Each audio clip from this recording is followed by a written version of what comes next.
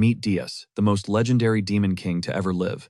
He was a slave to tradition, following every ancient rule, and carving every law into his soul like fate.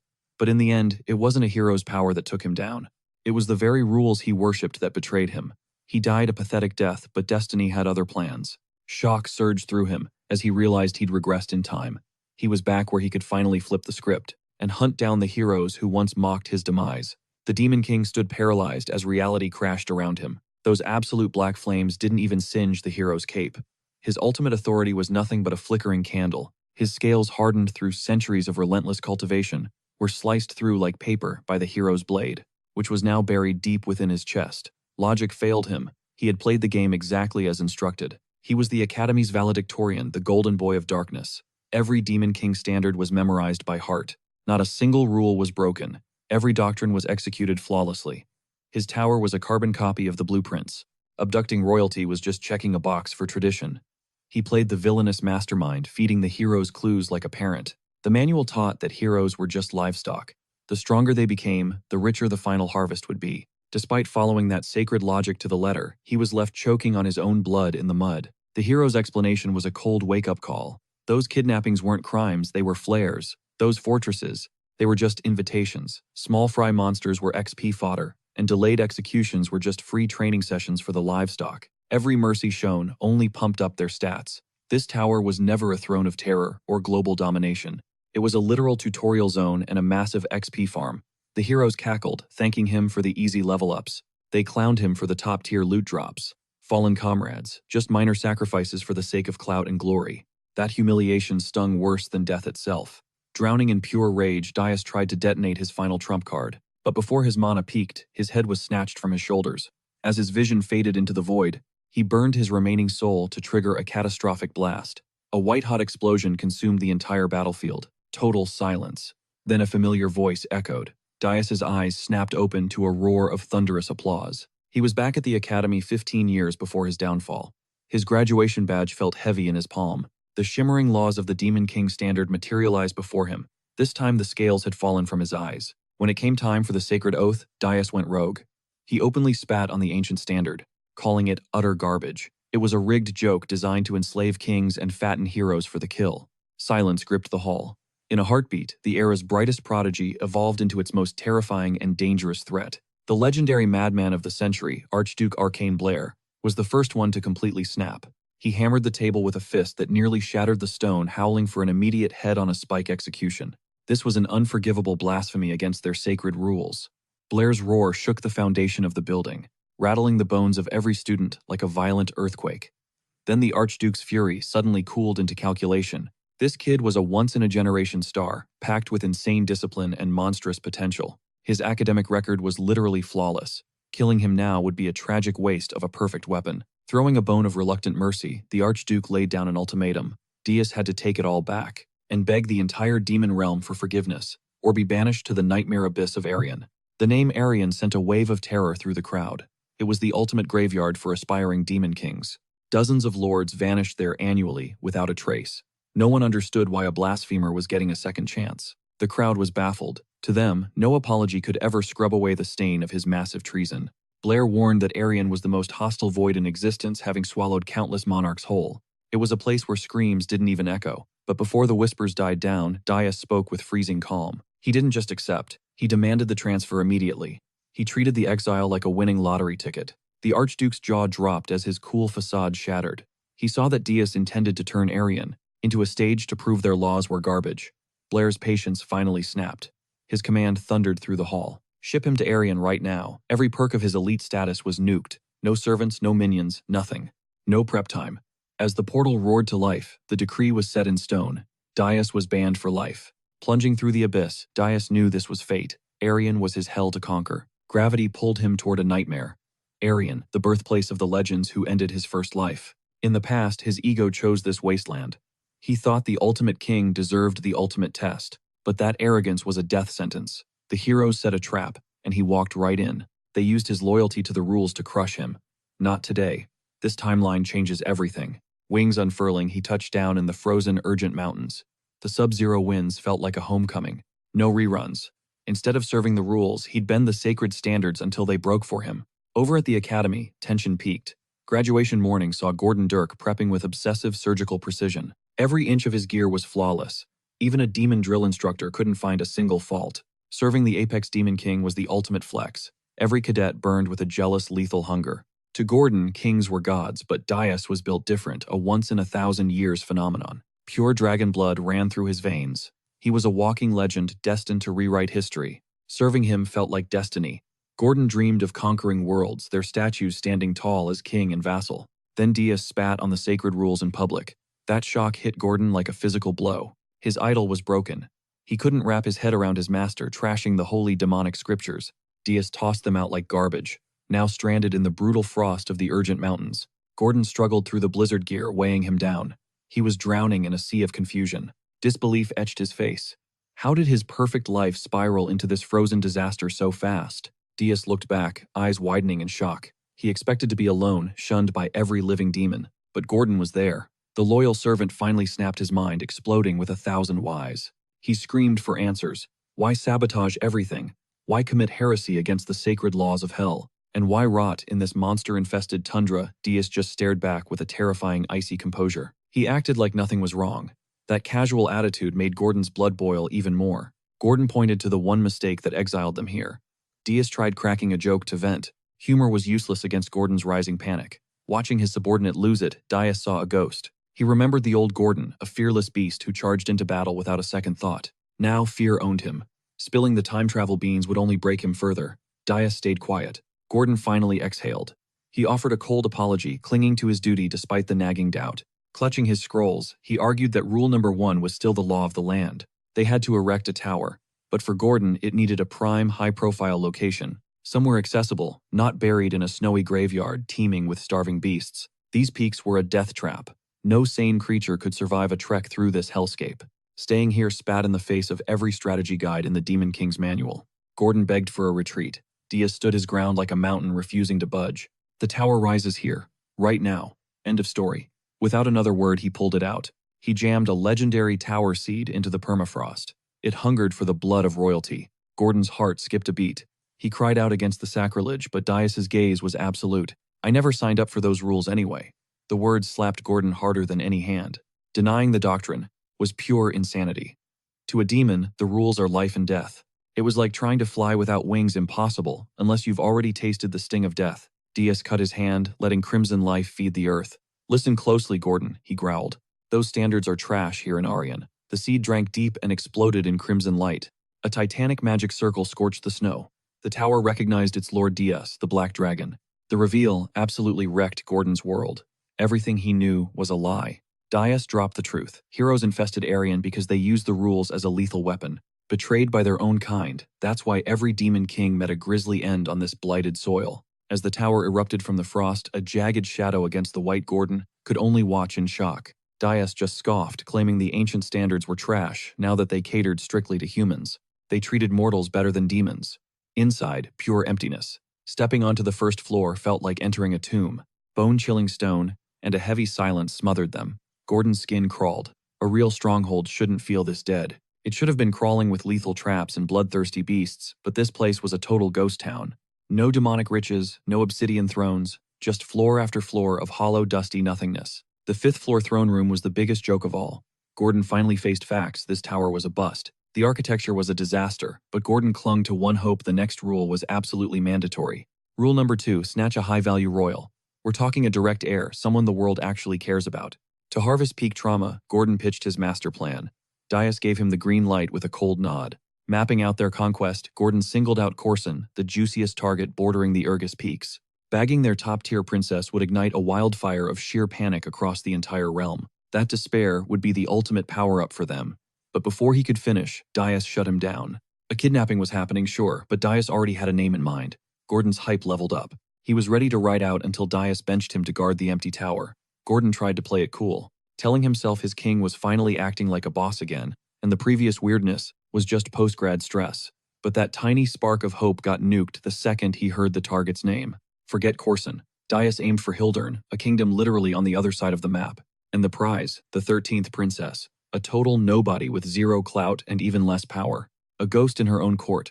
Dias didn't hesitate, streaking across the sky like a comet toward that distant fortress. Shadow stepping through a window, he invaded the princess's inner sanctum without making a sound. This felt like a twisted déjà vu, but his vibe this time was totally different. He was trashing every sacred demon law. Back home, Gordon was straight up spiraling into a panic attack. His king had picked the least strategic move imaginable, flipping the bird to every ancient rule. Inside the chamber, the princess blinked at him, completely lost. Who was this guy, crashing her midnight vibes? Diaz dropped his name like a flex, oozing dark confidence. But instead of screaming, she actually giggled. It broke Diaz's brain. She didn't flinch or cower at all. She stood her ground, checking him out like he was some new arrival. Her sheer audacity was insane. Did she not get the memo? Or did she think the Demon King was just a meme? He doubled down on his scary energy, but she didn't care. Her chill was actually terrifying. She acted like being kidnapped was just a minor scheduling conflict. That poker face gave even him the creeps. When he grilled her on why she wasn't scared, she just shrugged it off. Basically, she figured being a princess meant eventually dealing with some weird plot armor nonsense. He told her not to get cute. No mind games, no traps. He was already on edge. He felt like he was walking on thin ice. But she pointed out the facts. How could she plan for this? She had zero warning he was coming. Her logic was airtight, which honestly made him even more nervous. Before he could overthink it, she reached out, basically telling him to hurry up. Diaz took the bait. They blasted off into the night, returning to the Urgus Peaks. When they touched down, Gordon sprinted over. Panic was written all over his face. Diaz told him, "Put her on the 4th floor. Skip the dungeon. Since she's being so main character about this, give her a real room." Gordon obeyed but needed a serious one-on-one. Meanwhile, the royal captive sat on the cold floor, just vibing in her new prison, realizing she'd actually been snatched by a literal demon king. She scanned the barren room. No bed, no staff, zero luxury. Yet against all odds, a tiny smirk appeared. This whole demon hostage thing, it was actually kind of a vibe. Gordon presented Diaz with a gilded summons from the Tower of Monsters. A welcome party for the new demon king, which Diaz saw as a total bluff. Pure ego flexing. Usually demon kings would never team up. But Aaron's brutal state forced a truce. Diaz went to fix the growing chaos. The tower loomed in the woods where Diaz finally met Draxon, the demon king. A ruler for 70 years, Draxon glared at Diaz with pure, unadulterated hate. Treating him like trash, he despised how Diaz ignored every ancient rule. Diaz didn't flinch, telling the old man to cut the drama and talk business. Draxon dropped the bomb. Archduke Arcane had ordered a constant watch on Diaz. Diaz spat back an insult, mocking how even exile couldn't cure the Archduke's ego. Draxon snapped. He tried to force Diaz into submission with a humiliating order. Diaz wouldn't budge. He asked if Draxon even understood the stakes here. Draxon barked. About sacred laws. Diaz cut him off, reminding him of one specific rule. Demon kings can't kill each other. Then Diaz stomped, shattering the floor instantly. The shockwave left Draxon paralyzed. In that heartbeat, the old king realized the truth. He'd messed up big time. Panicking, he tried to pivot back to the Archduke's mission. Orders about a missing princess and a report that wasn't even due yet. Diaz shrugged it off, casually mentioning he'd already snatched a princess for himself. With a smirk, he added, she was exactly his type. Draxon was left speechless. Diaz walked out like he owned the place. Back at his home base, Gordon was losing it, fanboying over Diaz's savage flex of raw power. Diaz brushed it off, certain Draxon wouldn't dare make a move now. Still, he told Gordon to stay sharp and assess the princess's potential value. Behind the mask, he was uneasy. A united front of demon kings would be fatal. Breaking traditions had a price, one much steeper than he first thought. Even so, he'd choose war over bowing to those cowards every single time. He planned to rebuild everything. Kidnapping a low-tier princess seemed like a bargain. But that confidence evaporated the moment he checked his system and saw the cost. Over 13,000 points. Shock hit him instantly. Then a video message arrived. Draxon appeared now creepily friendly, offering congratulations and a gift. He claimed to admire Diaz's rebellion, hinting at a darker motive behind it all. The vibe was wrong. Before Diaz could think, Gordon burst in, looking terrified. Something was evolving on the 4th floor. Diaz ran and hit a wall of green. The spare room was now a lush jungle, overflowing with life and magic. Exotic flowers bloomed as spirits danced around the princess at the center. Only a master of the 4 elements could manifest such a divine miracle. There was only one elementalist that powerful in the world. In that moment, Diaz realized his fatal error. This wasn't the 13th princess. She smiled, revealing her true identity, Irina, the first princess of the kingdom. A kingdom now ready to burn the world down to get her back. The news hit the palace like a meteor. The king was absolutely livid. He summoned legendary heroes, ordering a total war to rescue his golden daughter. Total chaos reigned. The princess shimmered with a new, terrifyingly regal authority. She whispered her earlier question, "Can you really handle me?" The answer was terrifying. She made it unmistakably clear Daius had just kidnapped the world's greatest disaster. This was the heart of the problem. Dedius, sharp as a blade, signaled that her gorgeous looks didn't trick him for a second. He'd heard legends of a prodigy elemental witch with mana like a violent volcano. That kind of raw power was impossible to miss. But what really sparked his curiosity was how she hid such a crushing aura so perfectly. With a flourish, Ernan flashed a stunning ring on her finger, explaining it was a royal relic that masks her magic. Then, she locked Dedius in a sharp stare, asking if he'd deport her now that the secret was out. Dedius just laughed at the thought. Handing back a princess would make him a total laughingstock and wreck his terrifying street cred. It would kill his demonic energy farming from the fear he spreads. Set her free, not a chance. Right then, the system pinged a massive wave of pure rage locked onto him. His demonic stats soared to 19,000 points. It clicked instantly. The kingdom realized she was gone. He was officially the prime suspect. First princess or 13th, it didn't matter to those royals. She was his bargaining chip. At the palace, the king screamed for the Demon King's head and his daughter's rescue. His advisors were clueless, still guessing who did it. The scouts begged for a little more time, but the king's temper exploded. He trashed them for being useless, while his kid was stuck in some hellhole. A veteran advisor remembered a nearby scandal where the Demon King of Lust snatched a prince. That mess united the world and ended with that Demon King's public execution. The thought of another Demon King pulling the same stunt sent shivers through the room. The king declared with dark certainty that a new demon lord had risen. Just then, a soldier crashed in reporting teleportation magic signals. It was heading north to the Urgus Mountains.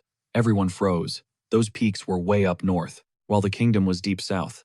This was bad news. Back in the tower, Gordon was low-key panicking about the incoming royal army. But Dedius, he was chilling. He knew they'd never make it.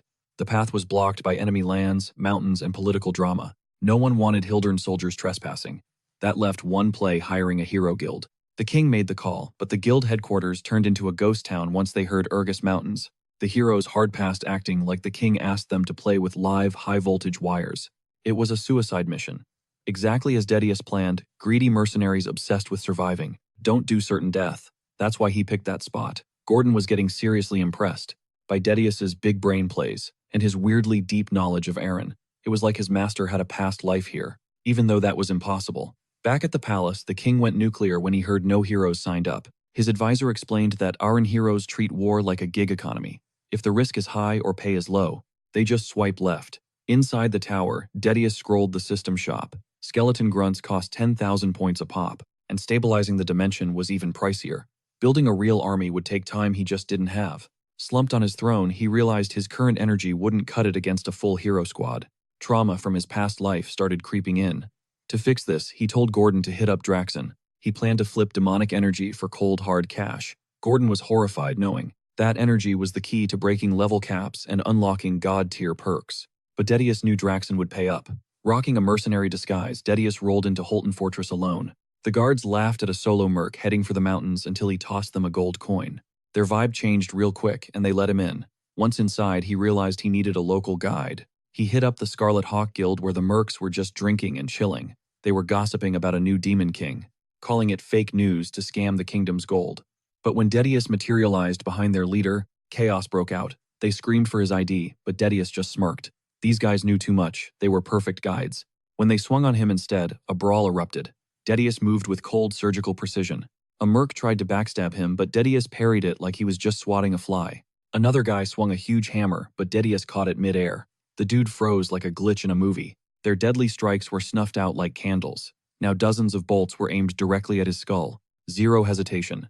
He snatched a massive mercenary and launched him like a human missile into the crowd.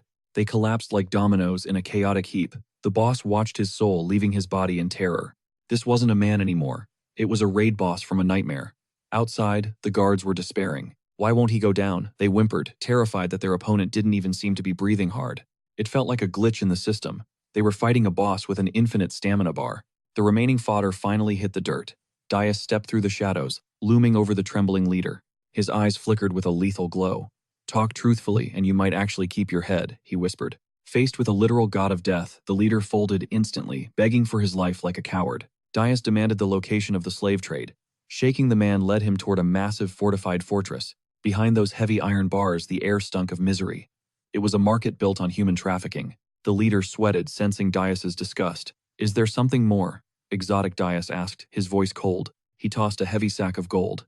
Suddenly, the leader's fear vanished, replaced by the shimmer of coins. He flipped from a victim to a greasy salesman, leading Dias deep into the market's hidden shadows. Dias watched with pure amusement.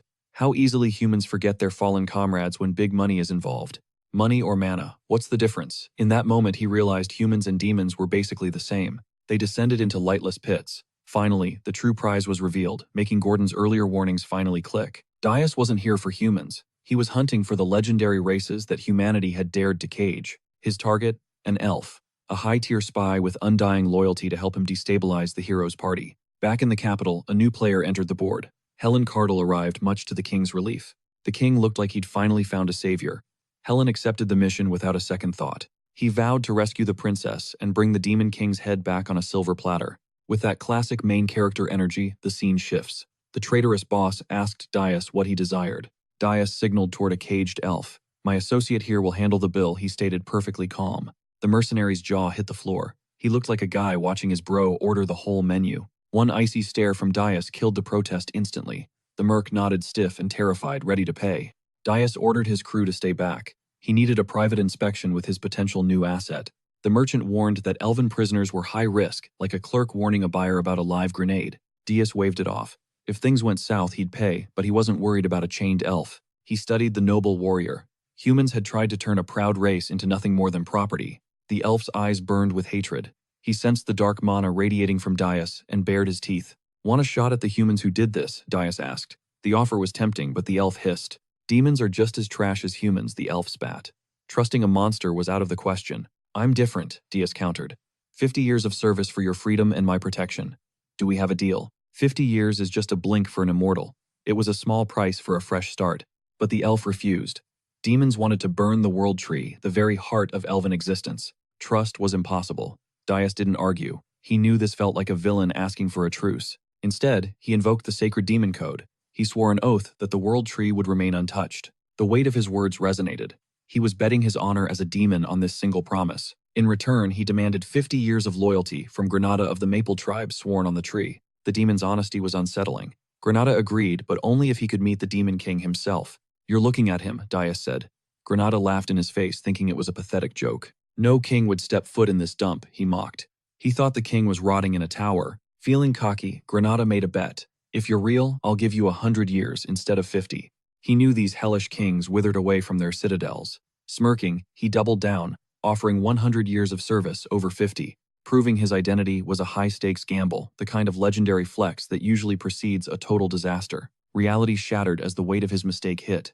Suddenly, Granada materialized right on the 5th floor. Dias brought up that century-long pact. The truth crashed into Granada like a mid-season finale plot twist. The cold reality finally dawned on him. Still, that didn't stop him from catching a massive attitude. He started roasting the tower like a toxic gamer, reviewing a buggy base dragging its hollow interior. Between the trash lower levels and the messy 4th floor, he laughed at the thought of this dump. Surviving a hero's raid? Impossible. He claimed Dias wouldn't last 1 year in this literal dumpster fire. Bad move. Dias instantly unleashed a tidal wave of demonic aura that absolutely flattened Granada's entire soul. Like a final boss ultimate move, the pressure pinned him down. Pure, unadulterated terror flooded his consciousness. As the fine print of his pact flashed back, reality set in. This fortress stood deep within. Land swarming with catastrophic-level beasts, yet they all stayed away. It was like residing next to an active volcano.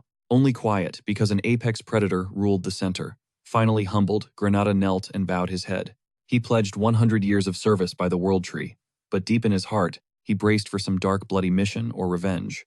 Instead, Dias just told him to go cook. Granada short-circuited. It was like gearing up for a raid only to be handed a shopping list. Bewildered, he began slicing veggies in the galley. Suddenly, Princess Erin appeared to lend a hand. She jumped in like a player joining a co-op match. The sheer randomness of the situation piqued. Soon, the whole squad assembled in the dining hall, staring down a feast fit for a king. This wasn't the Demon King's lair vibe at all. Granada asked about the girl. Turns out she's Princess Erin. Realizing she was the first princess broke his brain. He figured she was just some random hostage noble. He asked how this ghost town tower could possibly stop a hero. Dias didn't explain a single thing. He just ordered him to eat, then dropped a bomb he bought Granada specifically for his elite cooking. The princess kept beaming while Granada sat there, convinced he'd somehow spawned into the wrong genre. Post-dinner, Granada figured he'd be the 4th floor gatekeeper, meant to stall any incoming heroes. Dias shut that down instantly. If enemies even reached that floor, the game was already over. It meant the mountains had fallen. Then Dias revealed the real mission: Granada would infiltrate human society. His job, to spark pure chaos and discord. But first, Dias needed to benchmark his actual power. Seeing a chance for leverage, Granada agreed. Dias set the handicap: he would fight with one hand. No demonic energy allowed. If Granada won 50 years would be slashed right off his contract. Granada accepted with the focus of a player taking a legendary quest. The duel ignited instantly. With every sharp strike, Darius noticed Granada's combat style was still incredibly refined and deadly precise. Slavery hadn't dulled his edge. He figured the magical density of the fourth floor had buffed his stats. The elf's physique was peak condition. Granada cast high-tier spells, showing power way beyond a normal elf. His mana flared with confidence as he warned Darius to stay sharp. Massive roots suddenly burst from below. The vines snared the leg of Darius. For a split second, Granada actually thought he had the win secured. Then the air turned to lead. A soul-crushing pressure flattened Granada, reminding him who the real boss was. He froze as his instincts screamed danger. Darius held back his strength, but the sheer aura alone suffocated Granada. Before he could even blink, the entire confrontation was over in a heartbeat. One clean strike from Darius put him face down, proving the power gap was actually an uncrossable abyss. It was levels beyond his imagination. The scene then cuts to the bustling city of Horton Walk. This time, the mercs greeted Darius with massive respect, acting like staff welcoming back a legendary boss. He returned with a subtle smirk and announced he was looking to recruit their entire squad. A 1-year contract, their captain signed instantly, asking for the bag. One mercenary grumbled quietly, though. He was salty, seeing his leader bowing down for the guy who had absolutely wrecked them before. Darius slammed a heavy sack of gold down. That sound changed the vibe instantly. Every mercenary stood at attention. Fervor spiked as they pledged loyalty, while the captain secretly plotted to replace them with a superior squad later. Darius introduced the newcomer at his side, announcing him as their newest comrade and future commander. He'd be calling the shots. Seeing Granada's battered, mangled face instantly crushed any lingering hesitation. Distrust vanished, replaced by pity. They embraced him like family, sensing the same hellish torment Dias had inflicted. Shared trauma forged a bond deeper than words. As Dias observed them, he realized something crucial. These rough-edged mercs were battle-hardened elites, warriors who couldn't be swapped out so easily after all. His mind turned to Hylan, the sole hero who answered Hildern's desperate call for reinforcements. Now, leading the charge, the legendary slayer of the Lust King received his first high-stakes objective from Dias. The mission: dig up every dirty secret on Hylan. The mercenaries immediately locked in with grim determination. Fire burned in their eyes. With orders set, Dias vanished from Horton Walk, retreating toward his dark sanctuary. He was already crafting his next masterstroke, plotting the future like a mastermind, setting a deadly cliffhanger. With the investigation, Liv Dias focused on his own ascension. His demonic reserves were completely tapped out. Every point for defense or evolution was gone.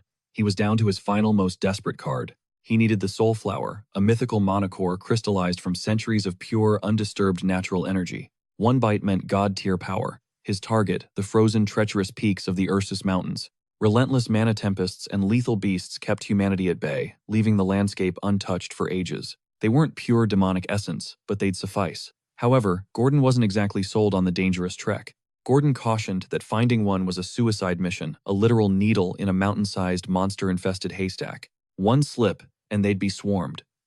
But Dias knew the real boss fight wasn't the monsters, it was geography. Detecting them was nearly impossible. Then a soft knock broke the tension as Princess Ernum entered, slime in tow. A blue slime sat on her head like a crown. Both men winced as she flashed a shy grin. Leaving the palace felt like a dream.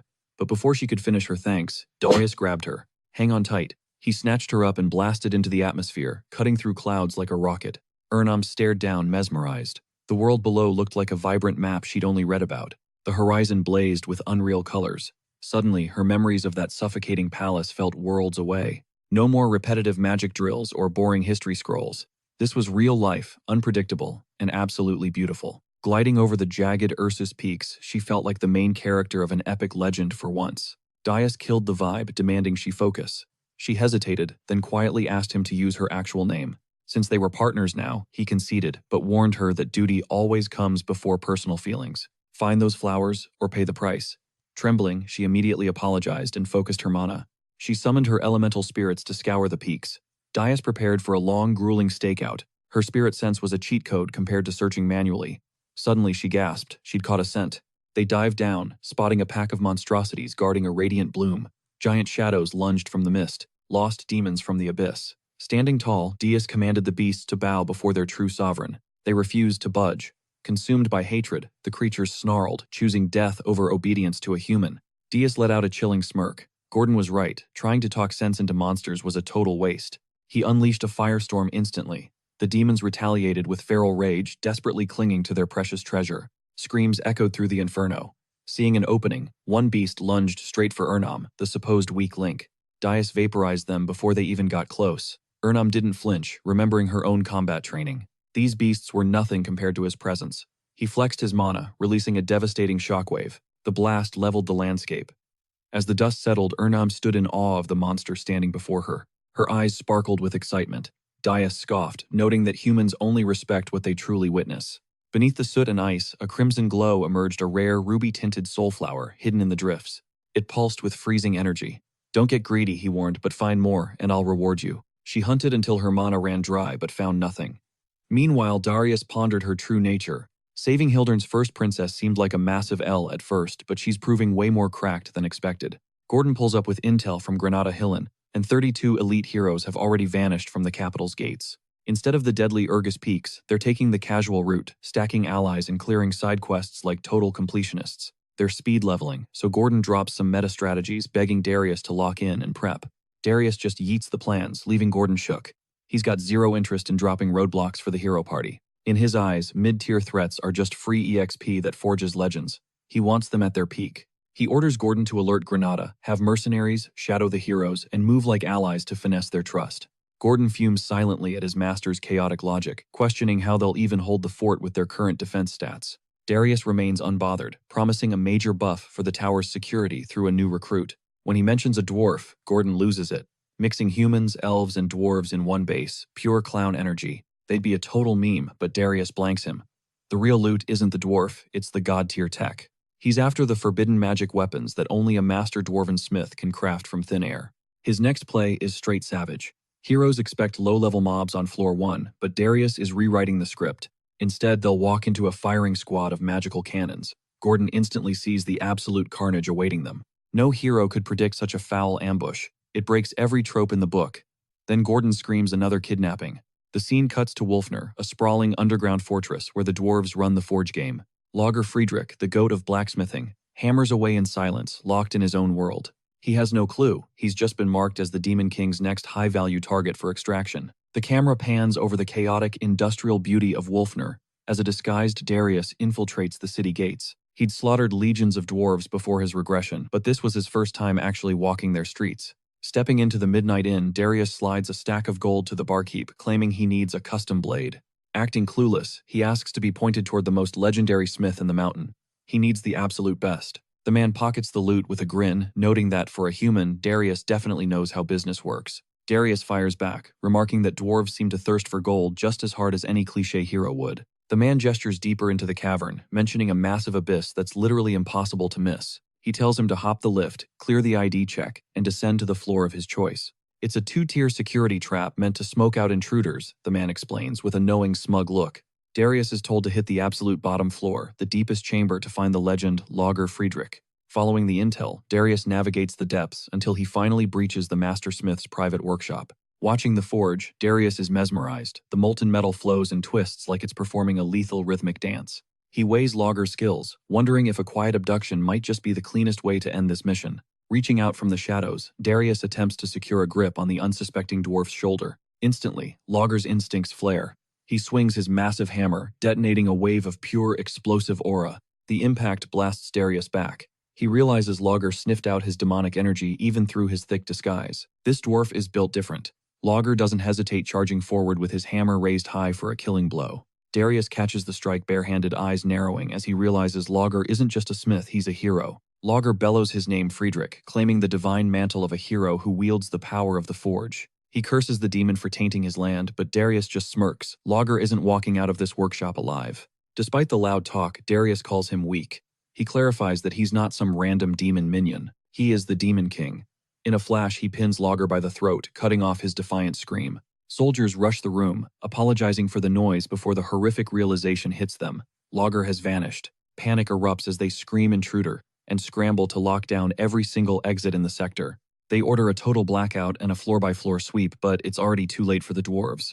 High above the city, Darius dangles Logger over the abyss, whispering that a single peep means instant death. Logger trembles, asking if he's here for the princess. Darius just scoffs, dismissing the predictable assumption. Logger tried to play it cool, but Darius instantly called out his pathetic bluff about the princess. He brought up rumors of secret dwarven tunnels built for emergencies. Logger gnashed his teeth in despair. Tears blurred his vision as the dwarf realized the Demon King was dead serious. Fate had truly cursed him. He'd spent his life hiding from monsters, yet here he was facing his literal worst nightmare. Total misery. It was obvious Logger was a total pushover. Still, Darius knew extracting info would be a tedious chore. He offered a deal, guide him through the tunnels, and Logger gets to keep his head. Simple. Logger's heart stopped.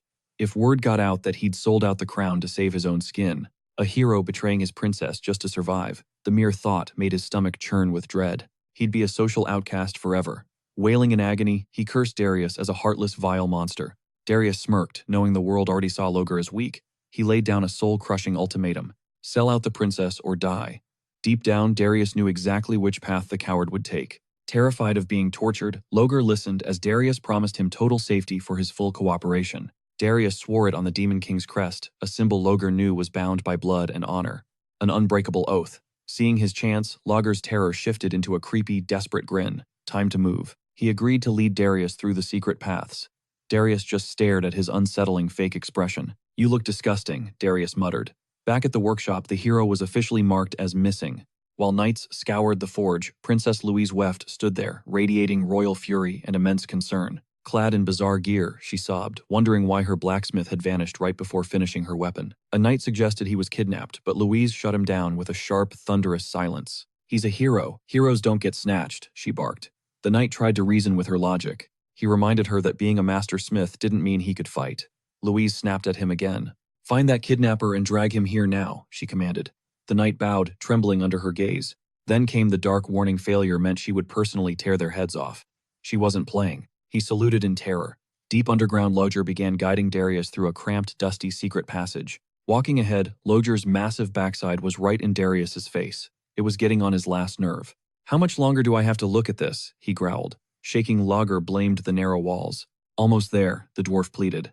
Darius barked at him to speed up his slow, waddling pace. Finally, they emerged from the darkness, and the grand dwarven castle loomed right before their eyes. "My part is done," Logger announced, desperate to wash his hands of this entire messy betrayal. He told Darius he was on his own now, his voice shaking, but Darius's expression turned icy. "You think it's that easy?" Darius scoffed. Panic rising, Logger stammered about their sacred blood-bound oath. "You promised I'd be safe," Logger cried. Darius just smirked, treating the sacred vow like absolute trash. He didn't give a damn. Logger collapsed into tears, wondering what kind of demon he'd actually crossed. "What should I do with you now?" Darius mused. Sobbing, Logger regretted not betraying the princess sooner. Hanging his head in shame, the dwarf began frantically pitching his own usefulness to the enemy. He bragged that his metallurgy skills were unmatched. "I'll forge you anything, the ultimate weapon," he begged. A hero begging to serve a demon king. The irony was peak. Logger didn't care about honor anymore. He offered to be a spy, anything to survive. Darius told him absolute loyalty was his only escape. Swear it, and live. Logger praised the great demon king, while secretly plotting revenge in his heart. He'd never truly obey. Moments later, Darius hauled his new servant straight to Burge's mysterious tower. On the 4th floor, Logger went pale, freezing up like a stone statue. Gordon's jaw hit the floor. "The Demon King captured a dwarf hero," he shrieked. Darius told him to shut his trap immediately. Suddenly, Granada chimed in with a report, only to freeze the second he saw their new prisoner. Later, Darius snapped. Then the captive princess looked at Logger. "Are you here to rescue me?" She quickly realized the truth. Definitely not.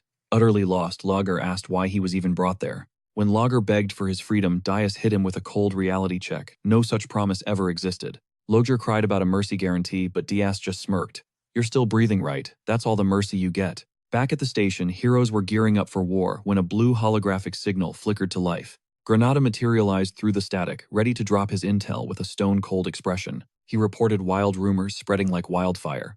Apparently, this newly emerged Demon King was a total enigma. Word was he controlled cursed black flames, prompting the heroes to stack up on top-tier fire-resistant gear. As the army prepped for slaughter, Granada dropped another bombshell, currently circulating through the ranks. Most heroes figured the Demon King was a coward, assuming he was too scared to release his monster army. To them, his silence wasn't a master plan, it was straight-up weakness. They mistook his restraint for pure hesitation. Darius sat there like a statue, face totally blank. But when he finally opened his mouth, pure ice. His judgment was brutal. In his eyes, those heroes were just bloodthirsty killers looking for their next hit. He issued the final order: keep those heroes on a short leash and report every single move they make. The call cut out, leaving Dias in the dark. He began analyzing the Demon King's weirdly calculated moves. By holding back the beasts, he was slowly breaking the heroes' morale. Their confidence was starting to rot. But the real kicker, this Demon King wasn't just strong, he was a master of psychological warfare. He understood human nature way too well. Dias wondered if a monster like this had ever existed before. A rare shiver ran down his spine, followed by relief. Thank God this monster wasn't his enemy. Cut to Dias's gloomy tower.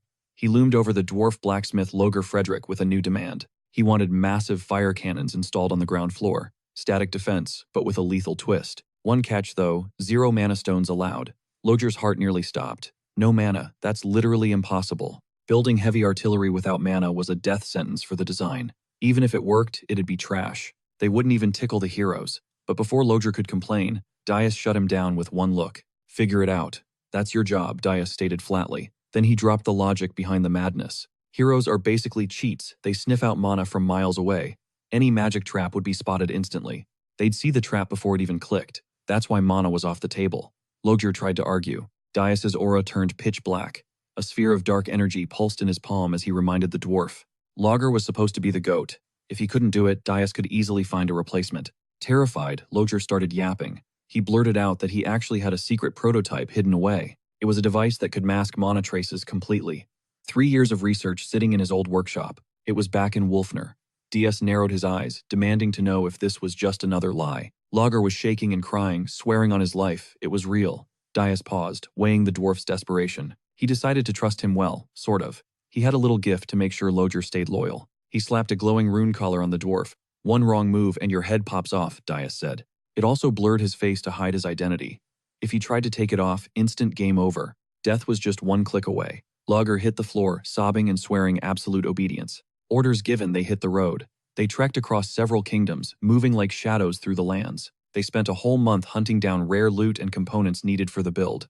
Dias tossed everything into his spatial inventory. Finally, they reached the gates of Wolfner, the dwarf kingdom. But the place was a total mess. A giant boulder smashed into the ground, nearly flattening some dwarves. Dust flew everywhere as Princess Louise emerged from the wreckage, absolutely fuming. Time was running out. Still no sign of Loger. An old dwarf stuttered, trying to explain that Loger was a master of hiding. The guy had built a literal labyrinth of tunnels over the years. He'd probably ghosted them for good.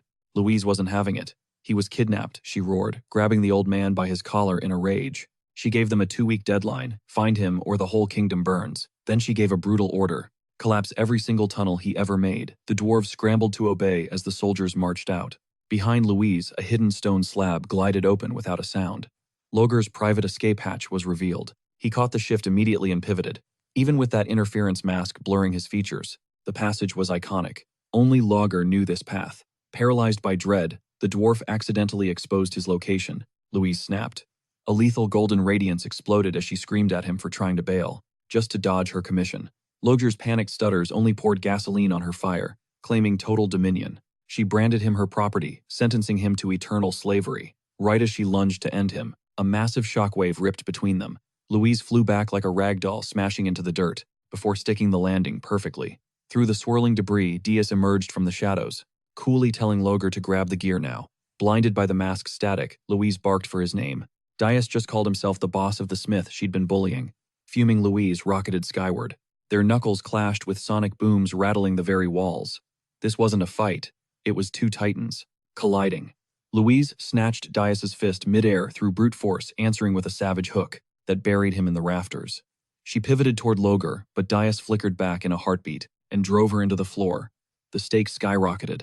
Dias knew exactly who she was. Princess Weft's second daughter Louise was a walking nuke even before hitting her prime. Letting her peak would be a disaster. Deleting her right here was the only smart move.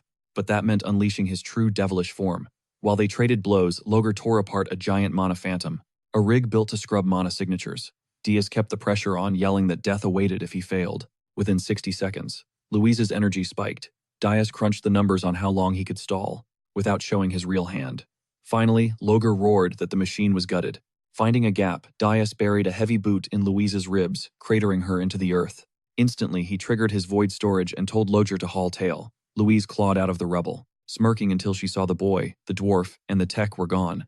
Her squad finally showed up. She flamed their lag before ordering a manhunt. Then she froze. Every single tunnel was caved in. Seething the truth hit Louise. Loger was never planning on coming back to Bridge Tower's first floor. Lord Dias stood before a massive arcane engine. Behind him, Princess Arin of Hilderen watched in total shock. Nearby, Loger, now his loyal fanboy, checked the heavy-duty casing. Dias nodded at the status update and keyed the ignition. Hellish power flowed from his veins. As the machine hummed, a glowing system prompt popped up asking for a full sync. Dias hit confirm instantly. The loading bar finished in a blink. The system tagged the Mana Phantom as Dias's property. Its battery was swapped, trading holy mana for pure, unadulterated demon juice. Dias looked at Loger. The dwarf was shaking with hype, swearing up and down that he didn't touch a single wire. Even so, he was absolutely floored by the result. Merging that tech with the tower and flipping the power source was straight up impossible. Loger knew this was a masterpiece the original dev never dreamed of. Princess Arin walked up, eyes sparkling at the humming tower. Dias casually told her to give it a test run. Hyped for the chance, she started weaving a spell. Glowing runes began spinning around her. As a rainbow nuke formed in the air, Loger lost it, dropping that much heat. Right after he finished cleaning the place, made him want to cry. His begging fell on deaf ears. As Dias watched the magic unfold, a blast that big should have been seen for miles. Dias checked the door and scanned the horizon. Nothing. No ripples, no flashes. Zero weird vibes. Not a single drop of magic leaked out. The results were clear. A tower fused with a Mana Phantom was a complete black site. Dias felt a spark of interest. He pushed out his dark energy to take control of the building. In a flash, the whole tower blinked out of reality. With a snap, it popped back exactly where it was. A chilling realization hit him. He now commanded the tower, summoning or vanishing it with a mere thought. Mastering this raw energy would take time, but Dadius instantly grasped its game-changing potential. A sinister smirk played on his lips as unholy light danced in his eyes. Outside, Loger's patience finally snapped. Trembling with hype, he pleaded to dissect the artifact, practically vibrating with the urge to tear it all apart. From the machinery to the spire itself, he quickly pivoted, swearing this find was unlike anything in history. History had seen nothing like this obsession. Dadius watched him sharp and calculating. Seeing Loger completely unhinged, Dadius weighed his options before green-lighting the request with one deadly catch. Wipe out every hero crawling on the first floor, and the tower would become his personal playground. Blood-red aura exploded as Loger began his incantations, losing himself in what he viewed as his ultimate calling. Divine research. Shifting his gaze, Dadius calmly tasked Princess Ernin with intercepting the invaders on floor 4. She flinched, caught off guard. Even as she joked her way out, Dadius noted her incredible spiritual talent. Her royal life was over. Yet as he spoke, Dadius felt the heavy gravity of the path he chose. She was still a sheltered princess. Forcing her to hunt her own kind was a brutal, soul-crushing request. Ernin went quiet, doubt clouding her mind as she questioned if she even had the strength to fight. Dadius cut her off before she could spiral. No blood is needed. Just break their spirits and cause chaos. Paint yourself as their villain. The reward, another wish. Locking eyes with him, she gave a slow, solemn nod. She had one demand: don't call her a princess. From now on, she was purely his loyal subordinate. Dadius agreed instantly. Pure joy erupted on her face, her excitement practically overflowing. Still, his orders were absolute. Later, Dadius sat in the shadows, his eyes glued to the flickering system screen. The master plan crystallized. The first floor would become a graveyard, thinning the herd with devastating monarch cannon fire. On floor 4, Ernin was the perfect lure for the survivors. But even this trap felt lacking. Against 200 heroes, these traps wouldn't even cut the crowd in half. He needed more power. Hunger for power drove his gaze to a glowing relic in his palm, wreathed in thick, suffocating demonic mist. As the relic pulsed, Ernin was miles away, stranded in a desolate wasteland of bone-chilling frost and snow. After repeated failures, doubt crept in. Their past victories started looking like mere luck rather than skill. Just pure luck. Suddenly, a gargantuan figure emerged. Dadius's reflexes kicked in instantly. Void energy swirled around his fist. He was annoyed by the intrusion. But then the giant bowed low. Introducing himself as Krutu of the Blue Forest, he begged for the Demon King's ultimate protection. The entire tribe hit the dirt, admitting their bloodline once betrayed the demon realm in ages past. Chained by ancestral sin, they begged for atonement through service. Dadius's cold gaze pierced right through their lies. They craved power. His eyes narrowed, their souls resonated more with demonic filth than Holy Spirit blossoms. With a silent flick, a chest clicked open. Inside lay a frozen macabre lotus. Dadius knew it immediately. Realizing how it had stayed hidden, he had to respect their cunning and their sharp negotiation tactics. Rare brains for a tribe known for brawn. Darius pondered, then chose only one for his plan. A hellish seal burned into Krutu's flesh. God-tier power rocked the tundra as his body began to warp. He evolved, ascending into a literal demon. Krutu bowed in total surrender, pledging his very soul to Darius. His people followed suit instantly. The camera cuts back to the looming heights of Urgus Mountain Tower. Raw energy vibrated through the walls. Outside, an orc army lined up in perfect formation. Lager waited below. Backed by 60 monarch cannons, Darius scanned the field. Every chess piece was exactly where it belonged. The fortress was airtight. Ernan took her post on floor 4. The stage was finally set. His gaze turned to ice as the enemies neared. It was time to settle the score for his past life's shame. Far away, the heroes stared up at the peak. Urgus Mountain stood before them like a gargantuan death trap. They marched with one goal: kill the Demon King. Behind them stood the sprawling, majestic capital of heroes, the birthplace of legends. Deep inside the Grand Central Hall, a decadently lush feast was underway, flooding the room with light and music. Victory songs filled the air as heroes feasted before their final crusade. Laughter shook the massive rafters, while ale flowed and crystal toasted to fate. Legend-tier warriors, mages, and highborn knights, shadow-dwelling mercs, and wealthy traders united in a frenzy of hype. Amidst the chaos, a shining young knight waited beside the grizzled Lord Castellan. The elder beamed, impressed that a warrior with such a god-tier record remained so incredibly down to earth. The hero bowed, thanking his host for the massive flex of a banquet, thrown just for them. Castellan swelled with pride, claiming he was witnessing a legendary saga unfolding in real time, straight into the history books. After a beat, he urged the hero, Lord Hilan, to hype up the crowd. Hilan winced, clearly hating the spotlight, but the old lord didn't back down, insisting a speech would max out everyone's morale for the raid. Trapped Hilan gave a stiff nod, grabbing the mic. Castellan silenced the room, announcing their champion had something to say. The roar died instantly as every eye locked on him. Hilan took the stage, his awkwardness vanishing as cold focus took over. Looking out at the masses, he saluted everyone from the blue-blooded elites and steel-clad knights to the gritty mercs and greedy traders. He shouted that their brutal journey had finally hit the endgame, radiating pure, unshakable confidence. Hilan preached their holy crusade, bragging that the Demon King was so shook that not a single mob dared to block their advance. The hall exploded with mocking laughter as the crowd's hype reached fever pitch. But Hilan cut the noise, warning them to stay sharp. Every single buff and item he promised was locked and loaded. His gaze turned icy as he declared that tomorrow, the pathetic Demon King would finally fall. Raising his goblet with burning fury, he brought up the Hildur kidnapping and Princess Ernan's capture, vowing it was time the world remembered who actually runs this game. The speech finished with a roar of dominance, triggering a sonic boom of applause. Through the madness, Granada the elf watched from the shadows, his mind clicking like a calculator. He realized the army's numbers were static, flawlessly matching the Demon King's twisted prediction. Thinking back, Granada knew Hilan's insane charisma was the real engine carrying this raid. Hilan had secured guild bags and kept the shadiest sellsword mercs in line. But something felt off. Granada kept picturing that last tower, standing eerily hollow and abandoned. That cursed memory made him doubt if the final boss fight would be as simple as it looked. A toxic snake-like thought hissed in his mind. Maybe now was the time to backstab the heroes. Terror choked him. He cursed himself for even thinking such trash. Slaying the Demon King was his only ticket to breaking the curse. It was the only W that mattered. Clearing his head, Granada decided to ghost the party. He slipped outside for air planning to drop a report by midnight. Under a blood-white moon, Granada stood solo on a soaring terrace. A shimmering relic hummed in his palm as he whispered. A stone-cold voice answered, confirming they'd reached Holton Walk, and the ascent would start tomorrow. That chilling voice, it belonged to the Demon King Dias himself. Authority dripped like ice as he dropped final orders. He warned Granada to watch for the snow, stay lethal at night, and remember one last creepy rule. When that tower door swings open, stay as far away as possible.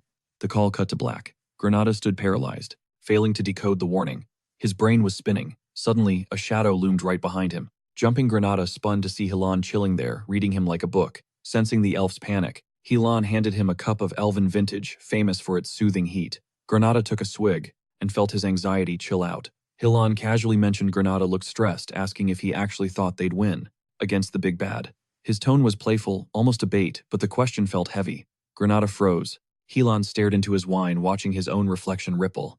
That golden boy mask he'd been wearing, cracked, revealing a raw, quiet honesty. He admitted he was unsure. Granada was stunned by the sudden vibe shift. Hilan went on, saying that even with everyone's hype, raiding a Demon King's spire was always pure, unmitigated hell. It was never a cakewalk. Trying to cope, Granada brought up Helan's insane track record. Logic dictated that crushing the Demon King of Lust meant any rookie successor would be child's play. But as the words hung in the air, a chilling realization struck Granada. Concrete details were terrifyingly scarce regarding Helan's legendary takedown of that lustful monarch. When pressed, Helan dodged the subject instantly, his features resetting into that flawlessly heroic golden boy mask. He humbly redirected all glory to his fallen brothers in arms, those brave souls who charged the front lines. With a heavy hand on Granada's shoulder, he locked eyes and cemented a bond of absolute trust. Emboldened, Helan vowed to spearhead the coming slaughter personally, tasking Granada with watching his blind spot. After a solemn nod, Helan flashed a satisfied grin, pulling his ally close and steering him back toward the gala.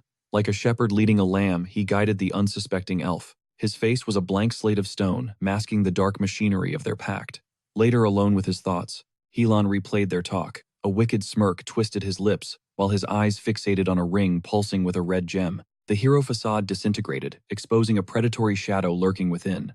His sinister agenda finally bubbled to the surface. As he mentally prepared to throw Granada into the meat grinder once more, sunrise brought a frantic energy to the camp. As the massive legion finally marched out, the city erupted in a deafening roar of adoration. Encouragement rained down like gold. As the champions advanced, thunderous chants for Lord Granada and Lord Wharton shook the very foundations of the capital. Leading the vanguard, Granada moved with icy precision, his focus absolute and unyielding. By his side, Helan soaked up the worship of the masses like a god. But soon, the city walls vanished, and the cheers were swallowed by an eerie, suffocating silence. The army descended into the frozen hell of Regressed Mountain Canyon. Jagged cliffs of ice hemmed them in, while razor-sharp winds tore at their skin. The iron procession snaked through the wasteland, their breath hitching in the sub-zero air. Slowly, the tension began to thaw. Soldiers started relaxing, fooled by the strangely clear skies and the lack of a blizzard. Egos swelled as the troops joked that reaching the tower would be an easy walk in the park. Boisterous laughter followed, filled with mockery for the so-called disaster-class monsters that failed to show, claiming that even the most vicious beasts were cowering in fear now that Helan was on the warpath. That arrogance died screaming.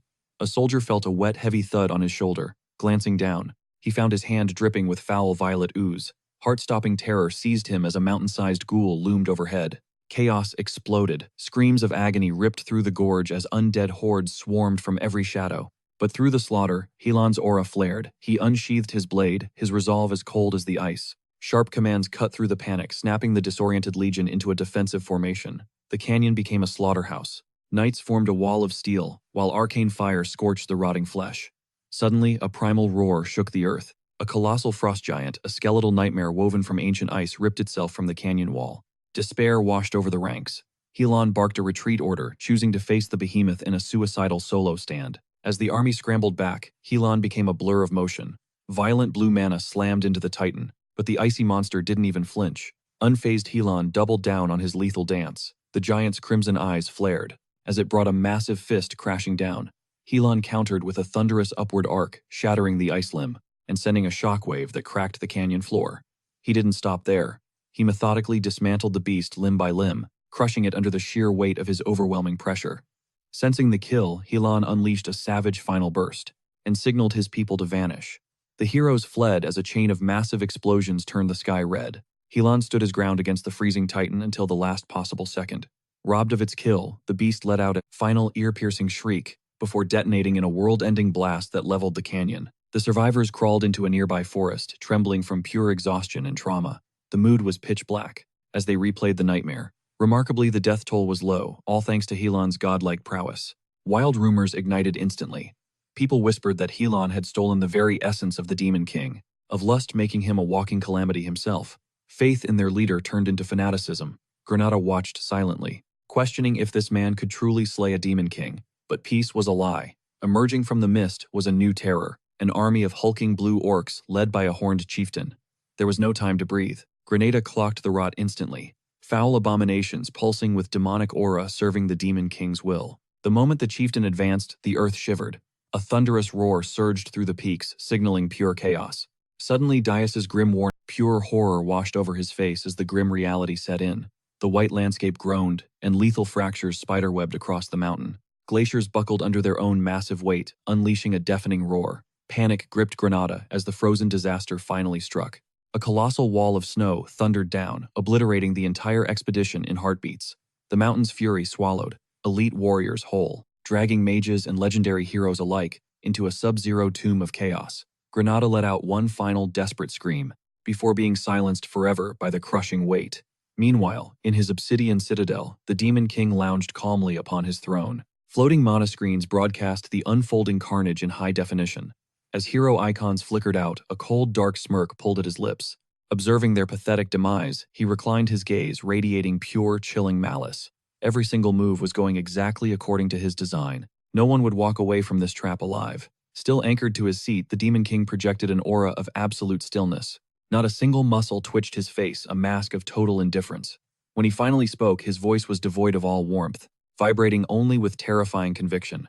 This master plan had been set in motion weeks before these fools even reached the peak. The temperature plummeted until every breath felt like inhaling glass. Red alerts flashed uselessly as the whiteout erased the entire battlefield. The icy wasteland claimed every living soul. Through the howling gale, DS bellowed desperate orders, trying to hold his broken unit together. He commanded the survivors to dig in and hunt for anyone the avalanche hadn't buried alive in the frozen debris. The brutal wind turned every step into a nightmare, draining their stamina until the simplest tasks felt like mountain climbing. While the tragedy peaked, the Demon King continued his lecture with the chilling detachment of a bored grandmaster. Phase 2 of his plan was already live. As night fell like a shroud, the horror reached a whole new level. Pale undead ghouls slithered from the deepest shadows, their ghastly forms blending perfectly with the drifting blood-stained snow. Then came the behemoth's gargantuan forest predators, whose every stride made the permafrost tremble beneath the hero's feet. A soldier gasped as he spotted orcs flanking them. The nightmare was starting over. Steel sang as blades were unsheathed at once. The squad closed ranks, bracing for the inevitable slaughter.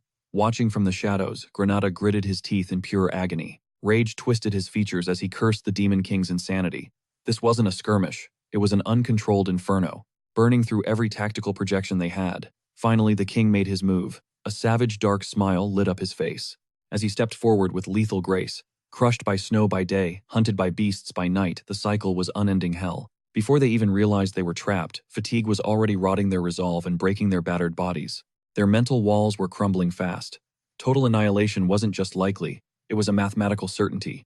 3 days dragged by, turning their lives into a waking fever dream where they balanced on the razor's edge of the grave. When the survivors finally crested the highest Urgus peaks, they looked like walking ghosts. Their movements were sluggish and heavy. Every breath a ragged wheeze, their monopools completely drained. Then, in the dead of night, confusion flared through the ranks. As a scout realized the Demon King's tower had vanished, the shock hit the group like a physical blow, paralyzing them with raw disbelief. Dias roared, his voice cracking with a mix of fury and sheer denial, screaming that the citadel was supposed to be right there. But before the heroes could even react, a commander blocked his path with a heavy hand. With a voice like iron, he declared the expedition a total failure, arguing that pushing forward was just a fancy way to commit mass suicide. From this moment on, staying alive was the only objective left. Dias stood frozen, turning toward him with a look of pure, unadulterated shock. The commander's gaze didn't flinch. He was sorry, but his mind was made up. Dias bit back a scream, his jaw locked tight. 6 days into their hellish trek, the Demon King's tower finally loomed through the mist. Rage exploded among the exhausted heroes. As they breached the massive gates, a surge of false hope revitalized the ranks. One knight scoffed at the entrance, calling the first floor a joke filled with low-level trash, and pushed everyone to charge straight into the heart of it. That was when the Demon King's voice boomed. It wasn't just sound. It was a sub-zero vibration echoing from the very walls. His murderous intent felt like a physical weight crushing the air from their lungs. Opening those doors hadn't brought them victory. It had dumped them straight into the pit. Ancient mana cannons shimmered into existence, locking onto the heroes from every conceivable angle. Violent arcs of purple lightning shredded the atmosphere, screaming with the power of a god. Dias's jaw dropped as he realized the trap's true scale. His confidence evaporated instantly. In the master control room, the Demon King watched with bored eyes. This was just the opening strike.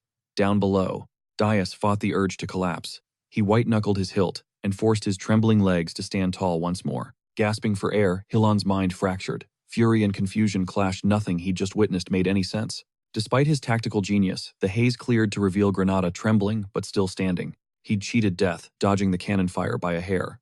Hilan's tension finally snapped into relief. Pushing forward immediately, Hilan ignored the risks. Granada lingered, his eyes scanning Hilan with suspicion. With their squad gone, the stakes were lethal. Hilan barked back, citing his triumph over lust. He'd conquered a Demon King before.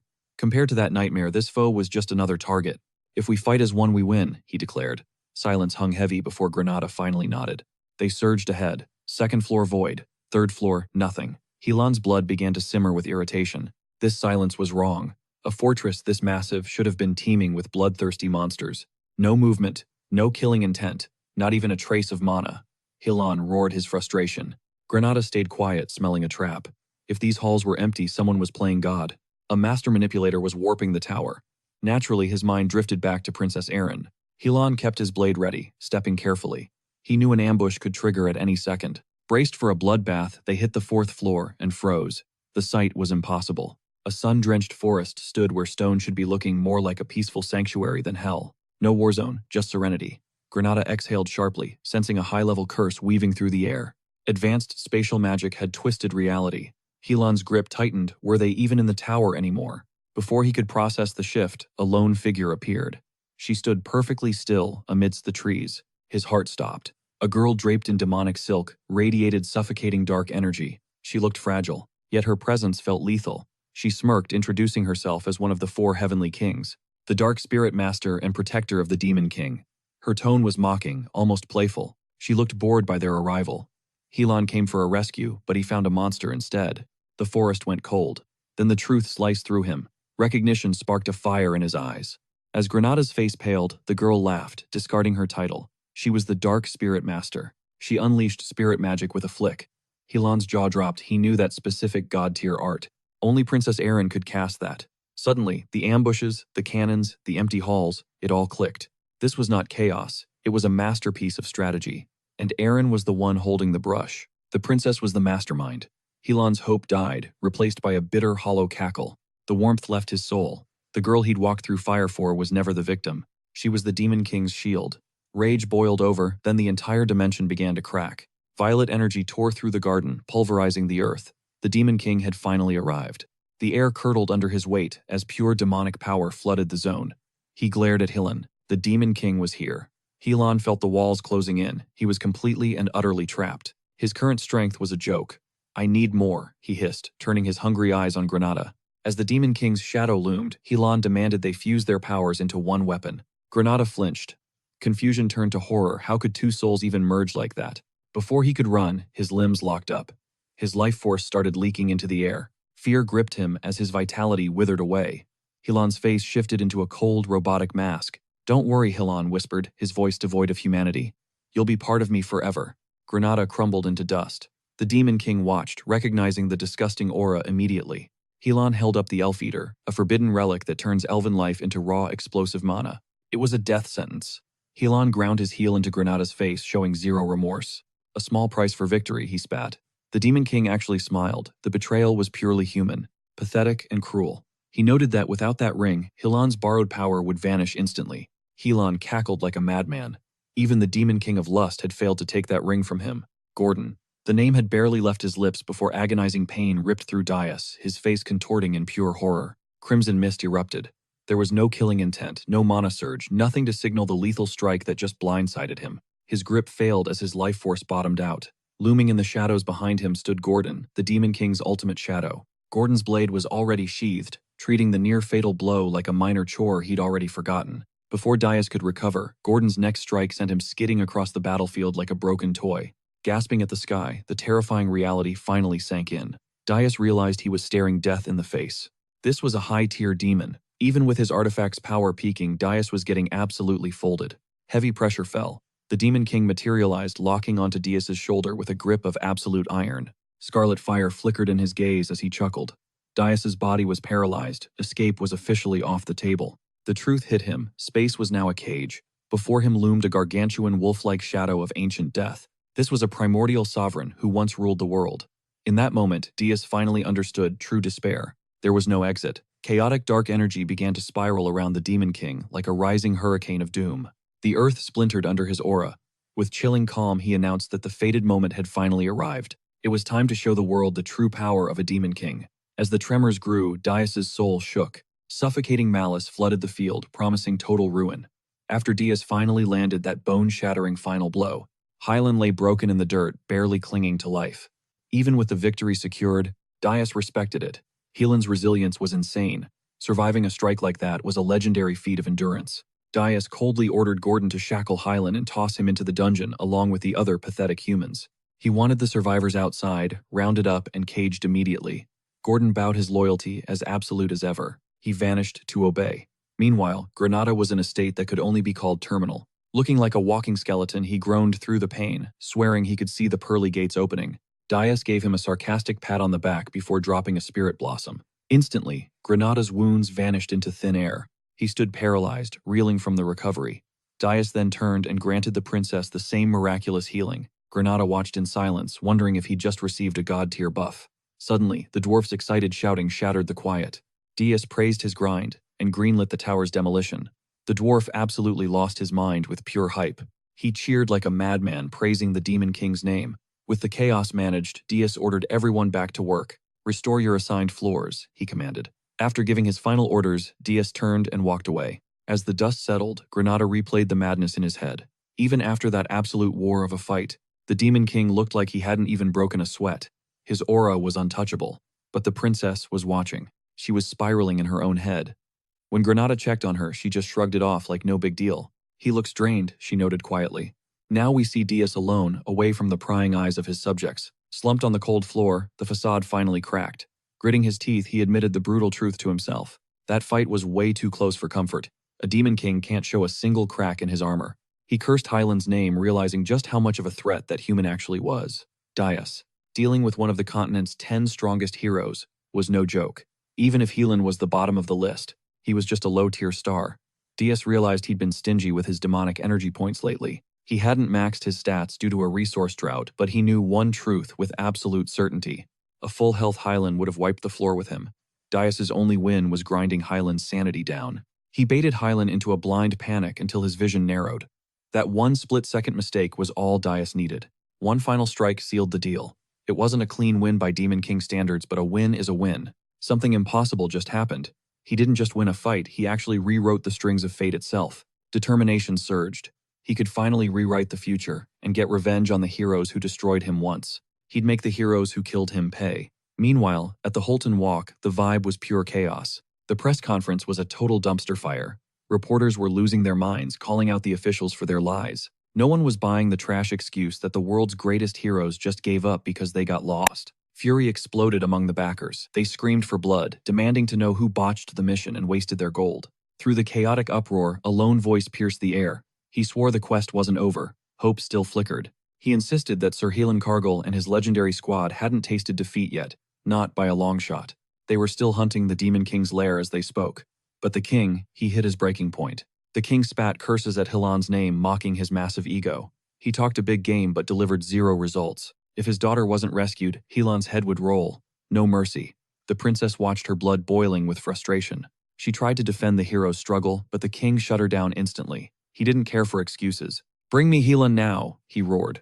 Meanwhile, dark whispers began to paralyze the capital like a virus. Some said Hylan fled like a coward. Others whispered he was already a corpse. Then word of a new Demon King hit. Every retelling made the nightmare even worse.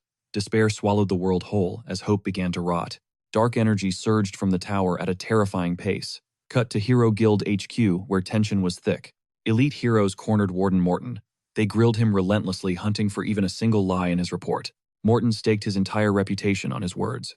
Everything he said was the cold, hard truth. An elder hero's gaze turned icy. This wasn't just a failure, it was a total global catastrophe.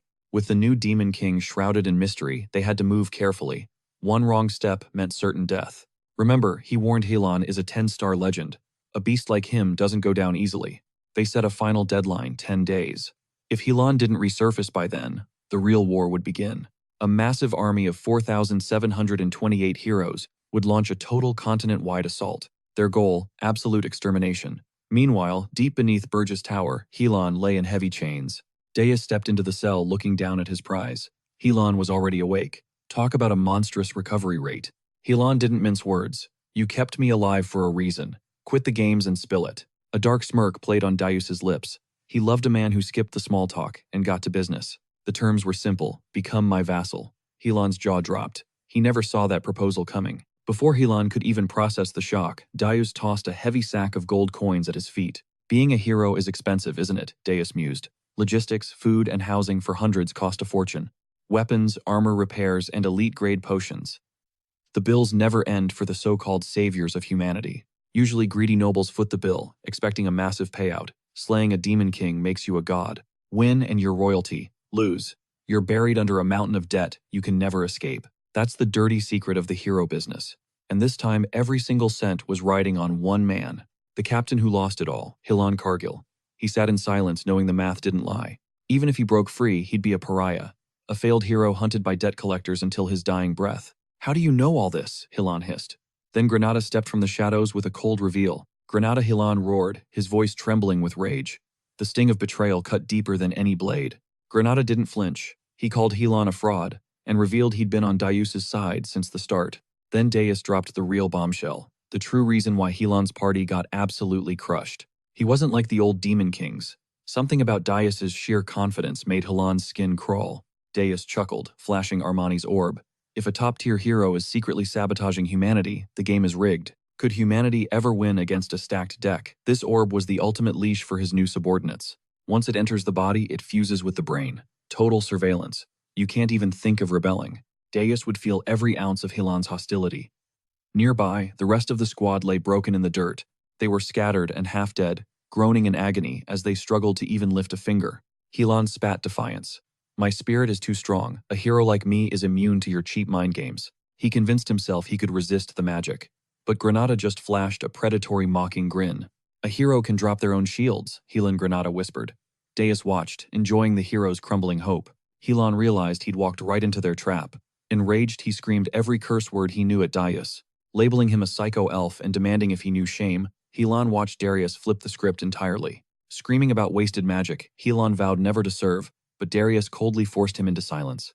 Darius shoved the orb down Hilan's throat, triggering a wave of agonizing, soul-shredding magical transformation. Granada noted Hilan's insane willpower, wondering if he'd choose the grave, but Darius remained completely unfazed. He ruthlessly calculated that a greedy snake who sold out allies for coin would never sacrifice himself. A system alert flashed Hilan Cargill, equipped with Armani's orb successfully subjugated as the Demon King's servant.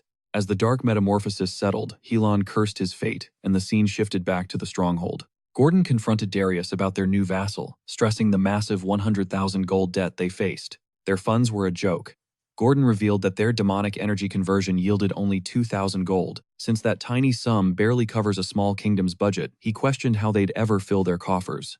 Darius just smirked with pure confidence, waiting for a specific message while Gordon stood there looking lost. He finally dropped the name, the Unison of Towers, the legendary annual summit where all demon kings gather. Memories of his past life surfaced. Darius once despised these meetings, finding the idea of unity absolutely repulsive. But things were different now. He knew those other high-ranking demon kings were sitting on mountains of gold. Since they'd survived in Arian for ages, their hoards of treasure were likely beyond anyone's wildest imagination. Gordon panicked, thinking Darius wanted to gamble demonic energy again, remembering his past opposition to such moves. However, after facing those overpowered heroes, Gordon finally understood that Darius's ruthless pragmatism was their only hope. Traditional methods were useless against such monsters. Gordon had no choice but to accept this harsh new reality. Swearing his total loyalty, Gordon watched as the official invitation to the Unison of Towers finally arrived. Gordon delivered the news instantly, and with a devious grin, Darius declared they were heading to the summit. He was ready to play dirty and swindle his seniors, leaving Gordon to pledge his absolute unwavering obedience. The action moved to the Tower of Lie's 13th floor, where Darius entered the throne room with a smirk. Hoping he wasn't late, he noted the heavy atmosphere, and wondered what they gossiped about before he arrived. Draxon Doldov, the savage beast king of the Wolfmen, was the first to step up and greet Darius. Then came Reyna Soldan, the frost demon lord, who noted that Darius was already the talk of the town. Uger Belvec, the indestructible Titan demon king, snarled that the brat who insulted Jason had been dealt with. Finally, the Devil of Lies himself, Jason Cockman, gave Darius a deceptively warm and welcoming reception. Darius smiled back at the group, though internally, he just saw a bunch of pathetic, overconfident losers. He mocked their harmony, questioning if a true demon king even knew the meaning of the word shame. Deep down, he knew this path was necessary for Aryan survival, yet a lingering doubt still gnawed at him. Suddenly, Belvec exploded in a fit of rage, screaming at the newbie for acting like he understood their world. Darius just watched calmly. He knew that by barely scratching the surface, these idiots were incredibly easy to read. Belvec's bloodlust was suffocating, but Darius just smirked, calling the massive titan a complete and utter moron. He laughed at the idea of Belvec being in charge, which sent the Titan into a murderous frenzy. As Belvec threatened to end him right there, Darius casually dared him to take his best shot. The two kings locked eyes in a terrifying standoff until Jason stepped in, demanding they stop ruining the harmony. Instantly, the murderous intent from both sides vanished, leaving Darius stunned by the sudden, eerie silence. It wasn't simple magic. Darius wondered if this was Jason's unique skill, or a hidden rule of the tower. Shrugging it off, Darius agreed to play along, earning a quick thank you from a satisfied Jason. He briefly compared the phenomenon to Mana's ghost, but dismissed it as a crackpot theory for now. Staying alert, Darius watched as Jason officially kicked off the harmony, inviting everyone to speak freely. Darius wasn't impressed by the theatrics, even as Draxon demanded to know where Helon Cargill was hiding. After a heavy silence, Darius finally spoke up, preparing to reveal Helon's new pathetic status to the room. The scene shifted abruptly to the adjutant's reception room tucked away within the twisting Tower of Lies. There, the elite shadows, serving the Beast King and the Devil of Lies, waited in the tense silence. Their icy glares pierced Gordon as they demanded to know if Hylan Cargill had finally kicked the bucket. Trembling, Gordon claimed total ignorance, insisting he hadn't even reached the summit yet. He suggested Hylan was likely lost on Mount Eureka, desperately begging them to drop the interrogation. A beastman snorted in disbelief, pointing out the missing tower. Gordon snapped, it wasn't theirs. Another beast wondered if the rumors about His Majesty the Demon King were actually legit. Gordon realized Darius was right on the money. His master's secret instructions echoed through his mind. He had to play the spy feigning ignorance whenever other officers poked around for info on Hylan. Darius had demanded absolute secrecy, yet Gordon couldn't shake the feeling that something felt off. Maybe the Demon King was right after all. Gordon suddenly snapped, screaming about the rebel devil he served. He ranted about his fool of a boss who never listened, and constantly pulled the most bizarre stunts. Fuming, he declared that if this chaos continued, he'd rather they just did everything without him. Once his scream faded, an odd wave of relief hit Hylan. He couldn't explain why it felt so good. The beastmen nodded in sympathy, totally vibing with his frustration. They actually understood him. They grumbled that every demon lord was the same trash, venting endlessly about their own king's failures. Tears welled up in Hylan's eyes as he listened. Deep down, he knew he needed this moment. This tiny bit of comfort meant everything. Cut back to the Tower of Lies. Belvez stared at Diaz shell-shocked. Did Diaz really expect him to just swallow this nonsense? Diaz didn't blink calmly, confirming that's exactly what he intended. Belvez absolutely lost it. He roared that Hylan hadn't arrived, accusing Diaz of failing to even build the mountain tower. Livid, he screamed that the tower was 82% finished, demanding to know who Diaz was playing. Jason jumped in, noting that pesky warriors were still swarming the tower like flies. He mocked Burgi Diaz for ditching his own post. His voice dripped with pure, concentrated sarcasm. He ridiculed Diaz as a king without a throne, laughing at his pathetic fall from grace. Mocking the Academy's lessons, he ironically labeled Diaz the greatest leader ever. Diaz ignored the bait. He claimed he'd personally defend his tower, so there was zero reason to worry. But internally, a nagging doubt about the Devil of Lies haunted him. When Jason kept trolling, Diaz shut him down. Coldly, Diaz signaled the conversation was over. Draxon, visibly annoyed, stepped up next. Did Diaz honestly think Grand Duke Arcane would just let this slide? Draxon challenged him. Diaz didn't care what that old woman thought. Draxon realized Diaz was stubborn as a mule. Diaz knew that even a direct confrontation wouldn't yield any real answers right now. His suspicions were settled. Avoiding a mess was better than getting caught before the main event. The real goal, banking 100,000 gold. That was the only priority that mattered. The demon lords kept talking with Burgi Diaz, surprisingly taking the lead in the heated debate. Watching them, Diaz saw the pecking order. Even among kings, there was a clear hierarchy. The Demon King of Lies reigned supreme at the top. Diaz began mining for crucial intel. He tracked which kings were thirsty for magic points. Suddenly, Reyna shot him a chilling look. Her cold gaze left him baffled. The scene shifts to the 13th floor balcony of Lies. Reyna stood alone in the moonlight. Diaz approached, asking what was weighing on her mind. It wasn't a secret, she claimed. After those rumors, she just wanted a private word with him. Diaz was stunned. She chose him. Reyna turned her eyes, locking onto his. She actually agreed with his takes. Shocked, Diaz wondered if she'd ever said this in his past life. Don't get it twisted, she warned. Unlike him, she didn't despise the old-school orthodox ways. She still believed in classic values, but admitted that flexibility was key in this new era. That's why she wanted this meeting. At least Diaz was someone she could actually talk to. Diaz finally shared his perspective. Reyna nodded, admitting it wasn't half bad. Reyna confessed he surpassed her low expectations. Diaz took the rare praise with a stunned blink. She slid a device toward him, calling it her private communication link. Reach out whenever you need guidance, she offered.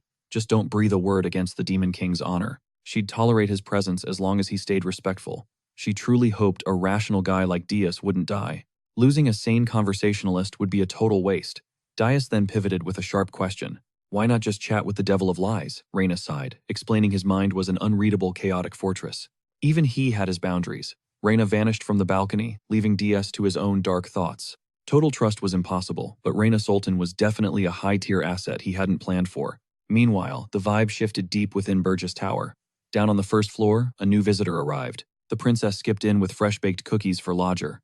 With a bright grin, she begged him to taste. Lodger blinked, stunned to find treats in this hellish fortress. The princess let out a musical giggle. She revealed the Demon King personally bought the ingredients. Then with spirit help, she got to work. Baking solo was her goal. Lodger hailed her as a legendary spiritist, noticing the room's surprisingly cozy aura. The tension evaporated. The princess leaned in, practically vibrating with excitement for him to take a bite. Lodger laughed, accepting the gift with a polite nod. Inside, though, he remembered her royal pampered upbringing. She'd never worked a day in her life. Surely cookies from a sheltered princess would taste like disaster. He braced himself to lie and call them delicious. But the second he nibbled on one, his brain short-circuited. An explosion of flavor sent his internal mana spiraling out of control. This wasn't just food, it was a religious experience. To his tongue, it was literal divinity in pastry form. The princess scanned his face, dying for feedback. Lodger froze, completely captivated by her culinary masterpiece. He couldn't wrap his head around it. She shyly mentioned, adding a secret dash of sesame oil. She blushed, hoping he liked her experiment. Lodger was flooded with relief, yet deeply confused by this feeling. Why did a cookie feel so valuable? His mana plummeted, then roared back with a thunderous intensity. She beamed, calling it a peace offering for their future bond. Then her eyes twinkled with mischief. Should we prank Granada with these? She giggled. Lodger joked that the shock might actually kill the guy. The impact would be legendary. The princess's hype peaked. Would the Demon King himself fall for these? Lodger pondered the possibility, as a peaceful silence wrapped around them both. Cut back to Dias, finally wrapping up his secret rendezvous with Reina. He strolled back to the assembly hall, only to find the entire place ghosted. Not a soul remained. Jason appeared, confirming the Harmony Summit was dead and gone. That was fast, Dias muttered. Jason slid a teacup over, sensing a hint of lingering sadness. Dias scoffed at the idea, keeping his poker face perfectly intact. He wasn't the morning type. Jason countered, claiming every human had one fatal weakness: cold, hard cash. Dias froze, his mask cracking. What's his endgame, he wondered, his mind racing with suspicion. How did he know Jason shut down the act, revealing Draxon had already spilled the tea? The air grew heavy with killing intent, but Jason just waved it off. No time for mind games. He cut the drama and dropped a proposal trading demonic energy points for pure human currency. Dias stayed guarded. What are you really after, Jason? He demanded, eyes narrowing. Jason chuckled softly, finally showing his cards and siding with the Burgess faction. He played the friendly ally card, promising full support for their shared future goals. Their fates were now linked. Suddenly, the scene shifted back to the tower's base. Massive bags of gleaming gold appeared Jason's first payment. Dias barked out orders to move the loot. Secure 100,000 gold immediately. Helen stood paralyzed, unable to believe her eyes. Jason actually delivered. Dias squinted at the hoard, wondering how Jason was tracking this massive fortune. If he wasn't careful, he'd end up as a mere puppet dancing on Jason's golden strings. Dias scanned the room, dropping a bombshell. Every single soul left had already been transformed. Transformed into dark knights and magicians, he gestured to the man in the center, Iman. As a Golden Moon member, Dias revealed he'd known Iman's true identity since the first contract. Helan stayed silent as Dias barked orders commanding his new dark knights and magicians into action. The Burgess Tower squad would now control the gold bound by an ironclad oath to obey him. Total loyalty, no questions asked. Yet those trapped in these soul-binding contracts felt something far darker brewing. Their hearts burned with rage as they silently begged Hylan to liberate them from this nightmare. Dias shrugged, claiming the mission wasn't a total bust since everyone was still breathing. Debts could be settled, hinting that they might eventually reclaim their lost titles as heroes. Helan smirked at the idea, boldly suggesting they should tackle this as equal partners. Dias's face turned cold. He crushed the orb, triggering the device buried in Hylan's skull. Pure agony ripped through Hylan, sending him crashing down. Then Dias dropped a chilling correction. This wasn't a partnership. It was a dynamic of absolute master and pathetic slave. A dark wave of satisfaction washed over the others. They figured Hylan finally got what he deserved. Shaking with pain, Hylan choked out a weak joke, trying to hide the fact he was suffering. He poked fun at Dias's cruelty, but the Demon King emotionlessly ordered everyone to clear out. As they scattered to work, the princess stepped forward, pressing a mysterious letter into Hylan's hand. Her mission was simple: deliver this to her sister Elena, the 13th princess of the Hildern Empire. Hylan gave a sharp nod, accepting the job. Shortly after, Gordon pulled Dias aside with a concern. It wasn't about doubting the Demon King. Gordon just wasn't sure if the hero would actually behave. Diaz countered, explaining that Highland Cargo wasn't some shallow mercenary just chasing a quick payday. Sure, he looked the part, but that typical human greed for gold wasn't what drove Hylan. Yet Dias wasn't calling him a saint either. Hylan was far from being a noble soul. He didn't crave honor. He craved the spotlight. Hylan's aggression was all about making sure everyone watched. He wanted to be the main character. With that Armoni orb, he's the perfect spy. Gordon was stunned. Dias understood humans so well that Gordon realized he had to step up. Dias smirked, imagining the chaos of a legendary hero serving directly under the Demon King's thumb. Watching him dismantle human society from the inside would be pure entertainment. Gordon bowed, pledging loyalty. Suddenly, a sharp knock at the door cut through the air, catching them both off guard. The doors swung open as the princess strolled in, balancing a fresh plate of cookies. She casually offered the treats. Dias snatched the plate, noting how comfortable she'd become lately.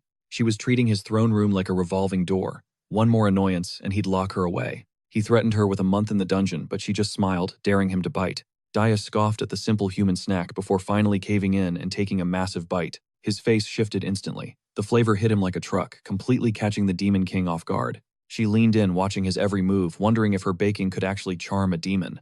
A bead of sweat rolled down Dias's face. He smirked, admitting the treat wasn't half bad. She was low-key shook that he survived it. Dias then noted the strange medicinal herbs inside. He called the flavor dangerous. Without missing a beat, the princess flashed a grin and owned up. She knew his sharp tongue would catch it. Dias realized this was a play for her next reward. She clearly had an agenda. The princess just chuckled, basically confirming she wanted a little something back. Dias stood there in stunned silence before the story jumped forward in time. Reaching Molten Walk, they instantly warped toward Hildern using the teleportation circle. Granada quickly whipped the troops back into shape before the scene shifted to the Scarlet Hawk's base. There, Granada's men returned, utterly broken and beaten. Granada stood there fuming. Granada's rage boiled over as he demanded to know why they fled the avalanche, leaving their captain to die. He spat accusations of cowardice at them for deserting him without a fight.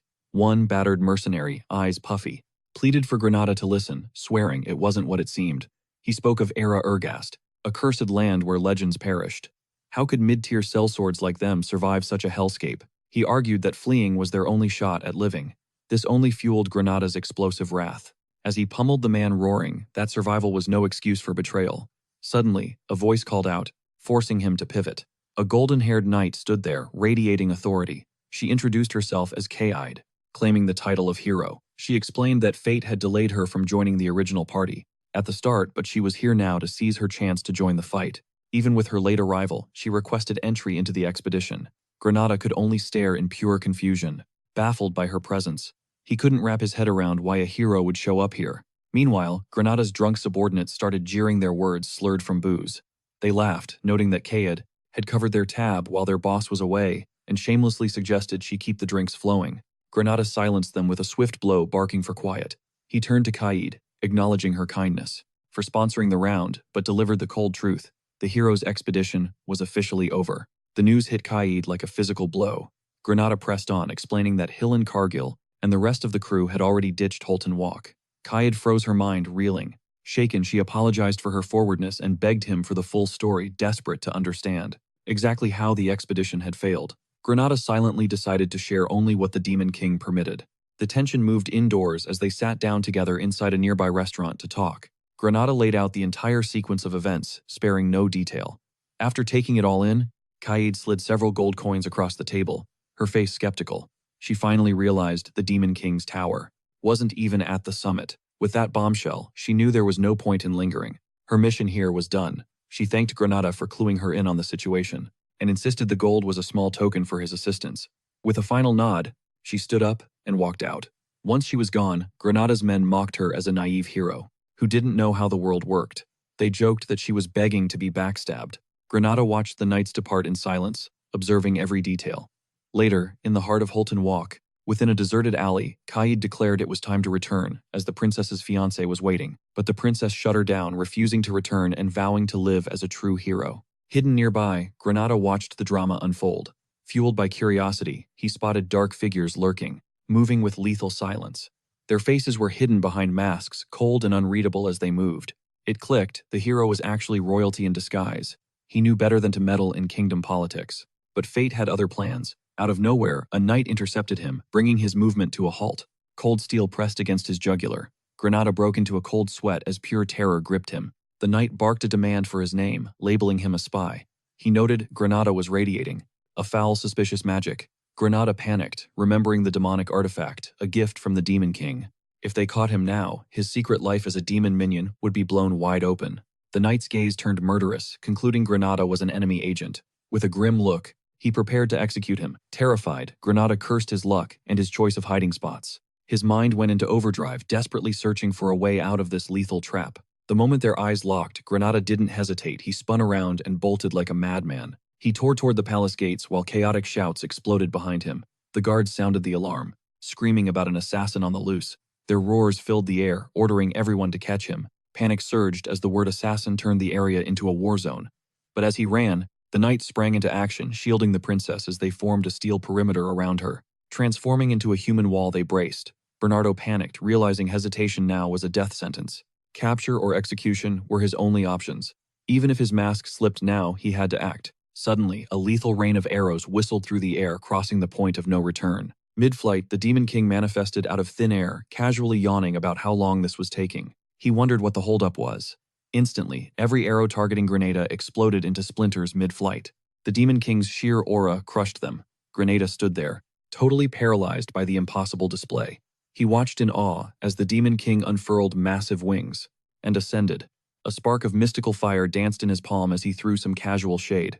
Accusing Granada of slacking off in such a pathetic dump, he treated the whole ordeal like a joke, scoffing that they shouldn't obsess over minor scratches that would close up in no time. This arrogance set Granada off, his entire body trembling with pure, unadulterated frustration. This was no game to him. Total chaos erupted among the knights as they screamed in terror. It felt like a god of death had arrived. They instantly feared the Demon King's intent. Thinking he wanted the princess for some twisted, forbidden ritual, their blood ran cold. The princess commanded them to stand firm, shouting that this was their golden chance to strike. Forget her safety, she wanted him dead. The Demon King's eyes locked onto hers with chilling calm. A flicker of genuine shock crossed his face as a hidden truth finally clicked. The knights reeled. They roared in denial, unable to process the nightmare unfolding. Pure bewilderment gripped the entire squad.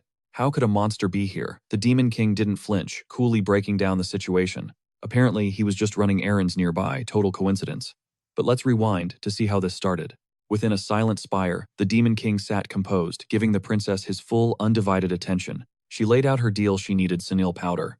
The Demon King didn't miss a beat. He caught her drift instantly. That powder wasn't just dust. It was a potent catalyst. It's the key to binding powerful spirits. The princess nodded, her soft smile masking a steel resolve. She started spinning a tale from centuries past.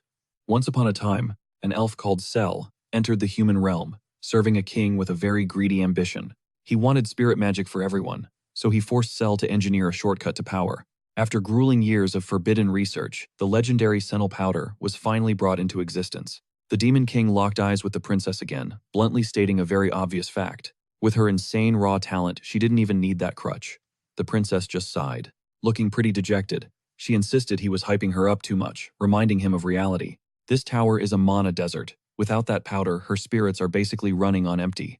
Then the Demon King dropped a bombshell. He was eyeing a contract with a top-tier high spirit. The princess totally lost her cool, looking away and pouting like a shy main character. Even her fire and water spirits caught the vibe, perfectly mirroring her awkwardness in total silence. She flashed back to her past life with Ernan. Back then, she only reached that level at 27. That feat had literally broken the world. Binding a high-ranking spirit was an absolute game-changer.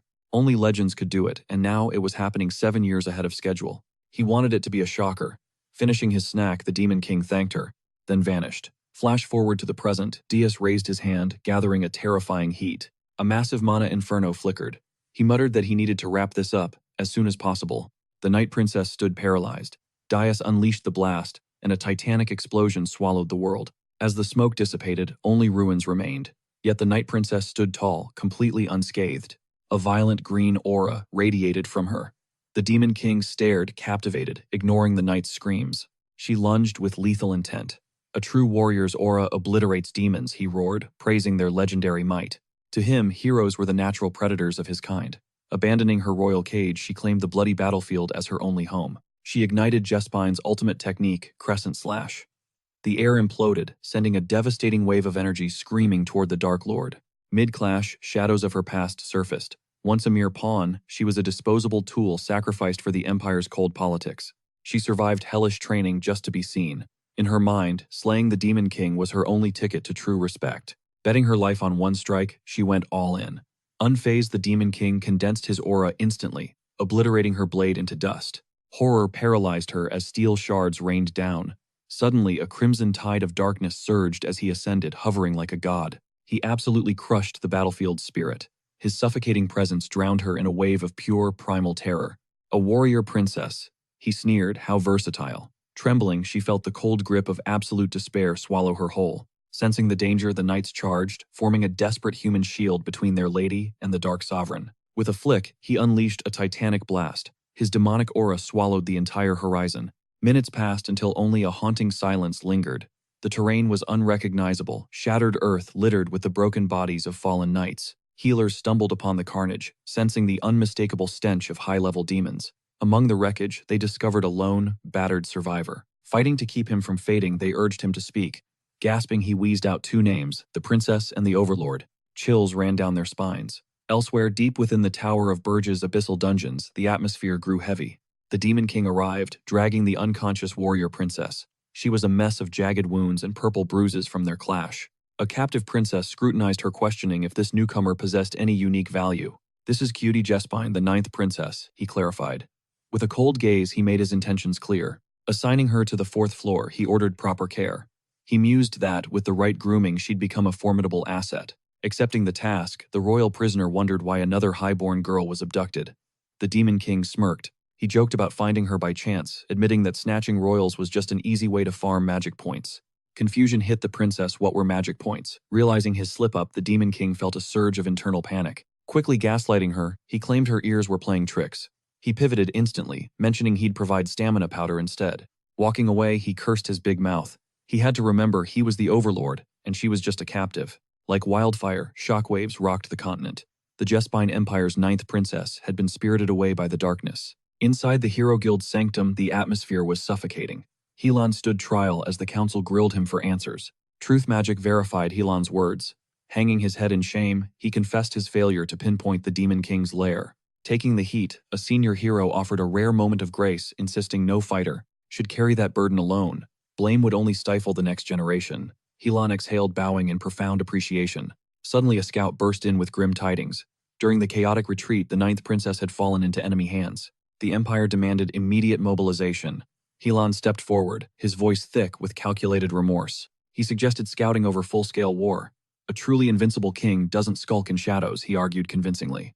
Hiding smells of weakness, he claimed. The council nodded, swayed by his flawless manipulative logic. The elder hero decreed a ceasefire. Total war was grounded until the tower's coordinates were finally verified.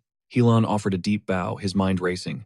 Was this perfect outcome exactly what the Dark Lord intended? Having bought precious time, the focus returned to the Demon King, who was currently analyzing Helan's secret intel. He ordered his spy to keep watching. Privately, he knew Helan's deception was the only thing stopping a massive crusade. Recruiting them was a masterstroke. Meanwhile, Helan and Grenada pulled strings from the shadows, stalling the hero's momentum. Back at base, the Overlord intensified his scheme, farming demonic points by abducting high-profile royal targets. His stockpile swelled daily. Next on the agenda, weaponizing the legendary Armandi's beads as his primary power core. Dwarven labor made the tower impenetrable. Simultaneously, Crudo's sinister strength began to skyrocket.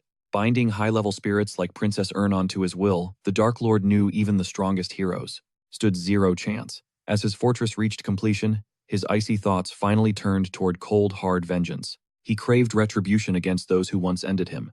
His first target, Amor, the pinnacle of magic and engineering. He planned a silent, invisible conquest.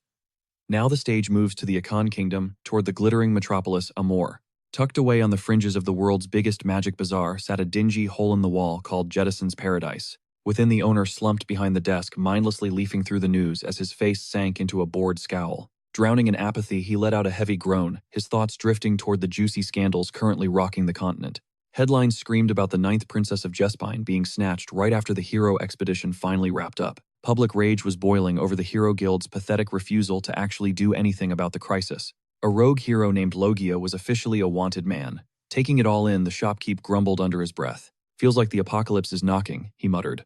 Just then, the shop's bell chimed, slicing through the heavy silence. A new guest had arrived. The Demon King himself walked in, forcing the seller to ditch his paper instantly. He snapped to attention, plastering a fake, blindingly bright grin on his face to welcome the high-tier visitor. He chirped, asking if he could find anything special. But the Demon King wasn't buying the act. Ignoring the man's desperate energy, his eyes scanned the crumbling, dust-covered interior with pure, unadulterated boredom. Unimpressed, he finally broke the silence, asking if they stocked a specific type of magic powder. Secretly, he remembered the princess's annoying demands. She had personally begged him to fetch this exact stuff for her. The shopkeeper's face lit up like a lightning bolt. His eyes gleamed with pure, unfiltered greed. He boasted that they had plenty in stock, rambling with manic energy. But here's the thing about this location. The Kingdom of Akan was the holy grail of Magi-tech, a magnet for every hero, wizard, and scholar alive. With alchemists swarming from every corner, the high-end boutiques were always packed with dangerous top-tier powerhouses. Even with suppressed mana, hiding in a crowd of experts was suicide. That's exactly why Dimius had a plan. He picked this abandoned ghost town of a shop for a reason. Suddenly, the owner thrust 2 glass vials forward. Inside was sin powder. Cackling, the man yelled that the Demon King had just hit the jackpot today. Dimius grabbed a vial, squinting at it. Wait, wasn't sin powder supposed to be vibrant green? Why was this stuff purple? The merchant chuckled, claiming this was a cutting-edge next-gen formula. He leaned in, whispering that this was a classified creation stolen straight from the Mage Tower. It wasn't even on the market yet. The seller kept hyping it up, swearing this rare sin powder was elite. Deep down, he pegged Dimius as some loaded noble, since no peasant would ever trek to this dump. Only the rich would seek out such a remote hole. Right then, the Demon King saw the play. He read the man's greedy eyes instantly. His face grew cold as he realized he was being played. The rat knew he had no other choice and was trying to fleece him. Rage flared in his chest. For a second, he thought about ending the man's life. But before he could strike, the bell chimed again. The owner's head snapped toward the door, ditching the Demon King to welcome the new high-paying targets. He switched on the charm as a squad marched in one of them, muttering about the shop's filth. They couldn't believe they were actually starting their high-stakes investigation in such a disgusting, dusty dump. Dimius glanced back, and his blood ran cold. He knew exactly who those people were. It was Princess Louise and her elite guard. A knight whispered to her, trying to remain professional. He argued that if Logia had any brain cells left, he'd never show his face in public. Louise was visibly triggered, whining about being dragged into such a gross, vomit-inducing pigsty for this mission. Hearing that name made Dimius sweat. After all, he was the one who actually snatched Logia away. A knight stepped up to the counter, calmly, stating they were hunting for a specific target. Dimius watched Louise closely, her toxic attitude, that sharp tongue, and especially those iconic twin tails of hers. There was no doubt. It was Louise Worth. He told himself to stay calm. She'd never recognize him. His high-tier illusion magic from their last meeting would keep his true face hidden from her eyes. The shopkeep let out a nervous laugh, nodding along like he actually cared about their missing person. Then he dropped a ridiculous lie. He had a medical condition where his brain forgot everything unless money changed hands. The knight stood there, jaw dropped at the pure audacity of this shady merchant's blatant bribe request. That was the final straw. Louise exploded, unleashing a wave of savage insults that would make a sailor blush. She lunged forward, her blade cold against his throat as a terrified shriek escaped his lips. Shaking like a leaf, he begged for mercy, babbling about the capital's strict laws against cold-blooded murder. He whined that if they wanted to kill him, they should at least buy something first. Talk about audacity. Utterly unhinged, he surrendered to their judgment, claiming he'd accept any punishment they could possibly dish out.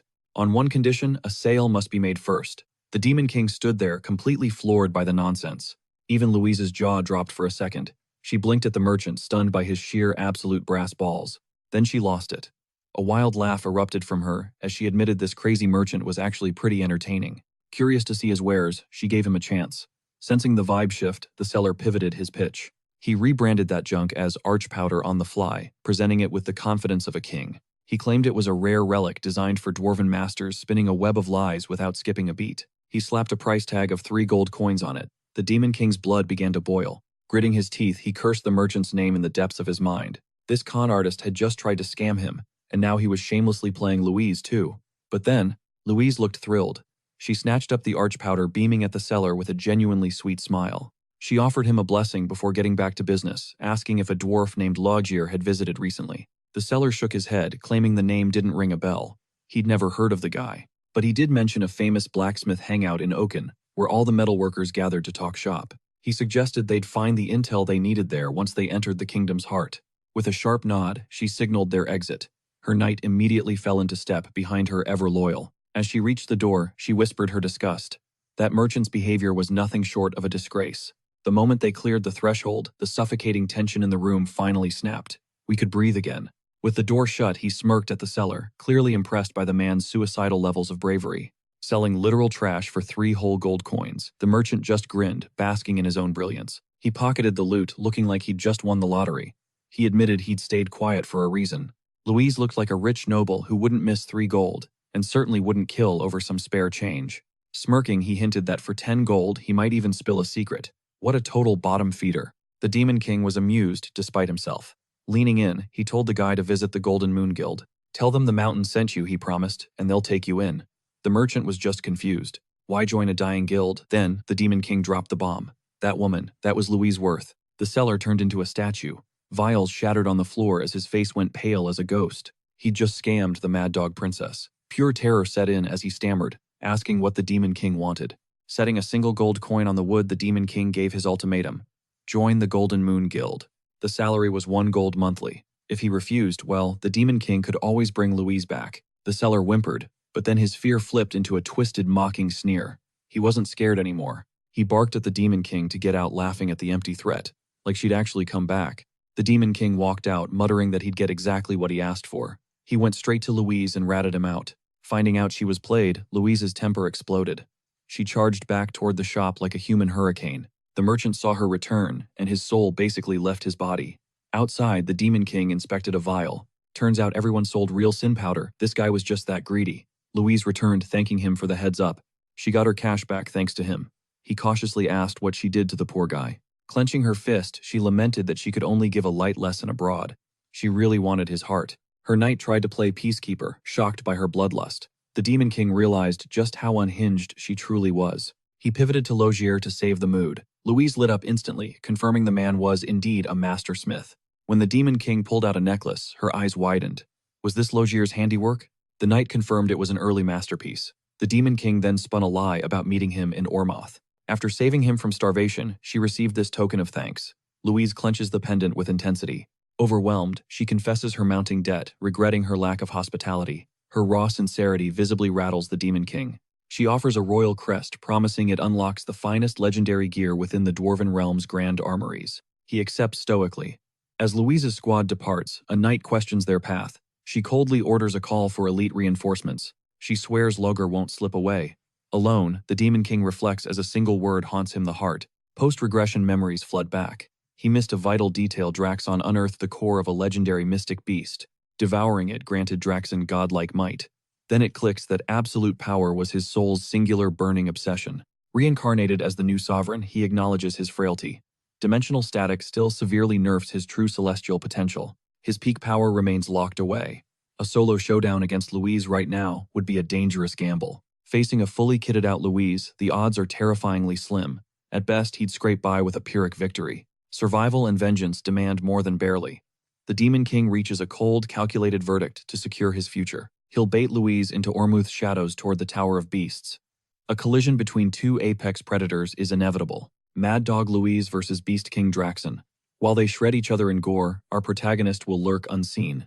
Patiently stalking his prey, he'll strike the killing blow once the dust settles and seize the ultimate prize. Deep in the Emerald Rainforest, the perspective shifts. The Dwarven princess hacks through the suffocating tangled jungle growth. Metal clatters against jungle vines as her squad trails her.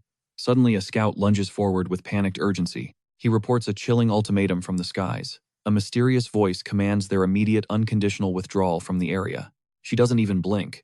With eyes ablaze, she snaps that her search remains unfinished and won't be stopped. Plunging into the abyss without hesitation, sweat beads on her brow despite her ironclad resolve to never retreat. Her aide begs her to stay within the permitted zones dictated by the anonymous, ominous command. Despite the warnings, she grits her teeth as pure, unadulterated fury drowns out any lingering sense of caution. She barks that stones remain unturned. Suddenly, her eyes fixate on the jagged, terrifying peak of Beast Mountain. Seeing the distant summit, she momentarily falters. That's the Beast King's forbidden realm, a place of pure nightmare. It's a suicide zone beyond all logic. Her men plead for her to stop, but she marches onward. She scoffs, claiming her royal status makes her untouchable. Sweat drenches her padding, yet she doesn't flinch. Wild thrill dances in her eyes. She cackles, exhilarated that some fool actually dared to cross her path. She reminds them of their royal blood. The entire world bows to the steel forged by her people's hands. Their kingdom's craftsmanship rules the battlefield.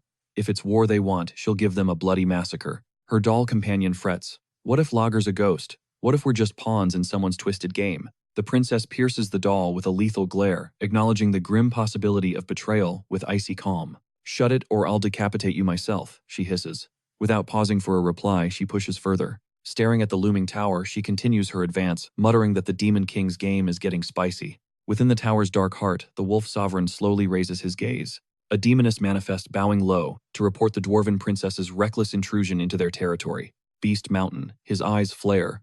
He snarls, demanding why that bratty princess has a death wish.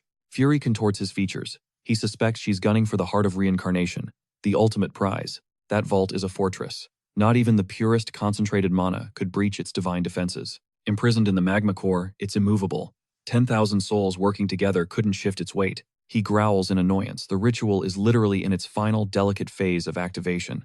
Why now? Then lightning-fast dread hits. He roars a command to halt her advance at any cost. Stop her, but don't you dare kill her, he adds, his voice thick with a strange hesitation. Keep it non-lethal. The servant hesitates, knowing that's a nearly impossible mission. Back in the woods, the princess freezes.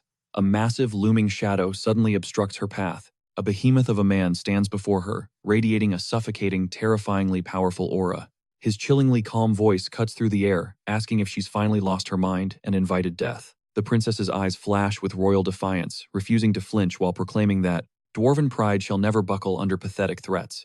The man sneers, noting they've breached the Demon King's domain, where trespassing is a total death sentence.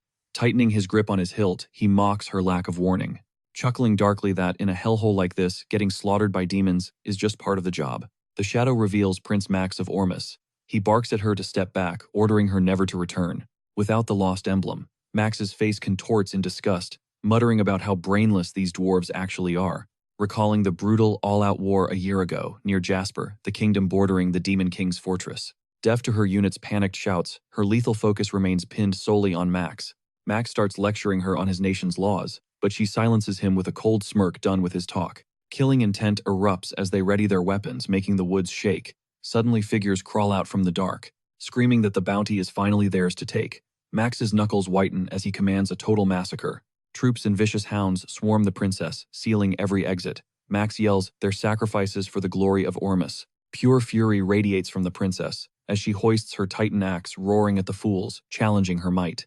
Far off, the rhythmic thunder of demonic hooves shakes the tower. The wolf demon king howls in absolute shock, seeing through Ormus's plan to assassinate the princess and pin it on him, sparking a war like 200 years ago. High-tier monsters deploy immediately as he swears a grim oath that princess cannot be allowed to die.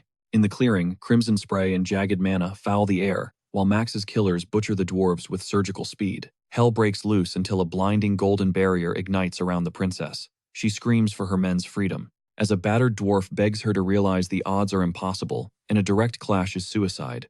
They beg her to flee while they hold the line, but she grinds her teeth, vowing to pulverize everything herself. Casting aside all reason, Max charges his blade with white-hot mana, mocking her for hiding like a pathetic turtle. Out of nowhere, a tectonic blast of violet energy erupts, blinding everyone. He stands paralyzed, his blood running cold, questioning if the Beast King's right hand has descended. Above, a sinister purple miasma begins to thicken, and a bone-chilling voice resonates, claiming this Ormus assault was unplanned and humans are simply too chaotic. Max's pupils dilate as he senses this entity is far beyond any regular monster. Simultaneously, both the prince and princess shudder under the Demon King's crushing pressure. Pierce Doss steps out, smiling mockingly, and delivers a stone-cold death sentence, igniting his mystic artifact with an expression of pure iron. Shouts ring out about high-rank demons entering the fray. Simultaneously, the Demon King unleashes a catastrophic aura, the heavy miasma, acting like invisible chains, slamming into Max and paralyzing his every muscle. He gasps in terror, screaming as the gravity-like weight locks him down. Right then, Princess Louise Vert blurs into a high-speed dash, crossing the gap in a heartbeat weapon primed for the kill. A few of Max's men find their nerve barking that her assault on royalty will cost her life. But even as they boast her, sheer destructive power buckles their knees, making it impossible to even stand. Louise's face turns to stone as she retorts that, since they came to kill, she'll send them straight to hell with their prince. Just then, the dwarven vanguard arrives, instantly raising an ironclad wall of shields around their princess. While the rest charge into a ferocious counteroffensive, the woods detonate into total mayhem as trees splinter from the blasts, and shockwaves tear through the soil. Observing the carnage from afar with a mask of icy calm, the Demon King whispers that Louise's end isn't today, concluding that the hour to trigger his grand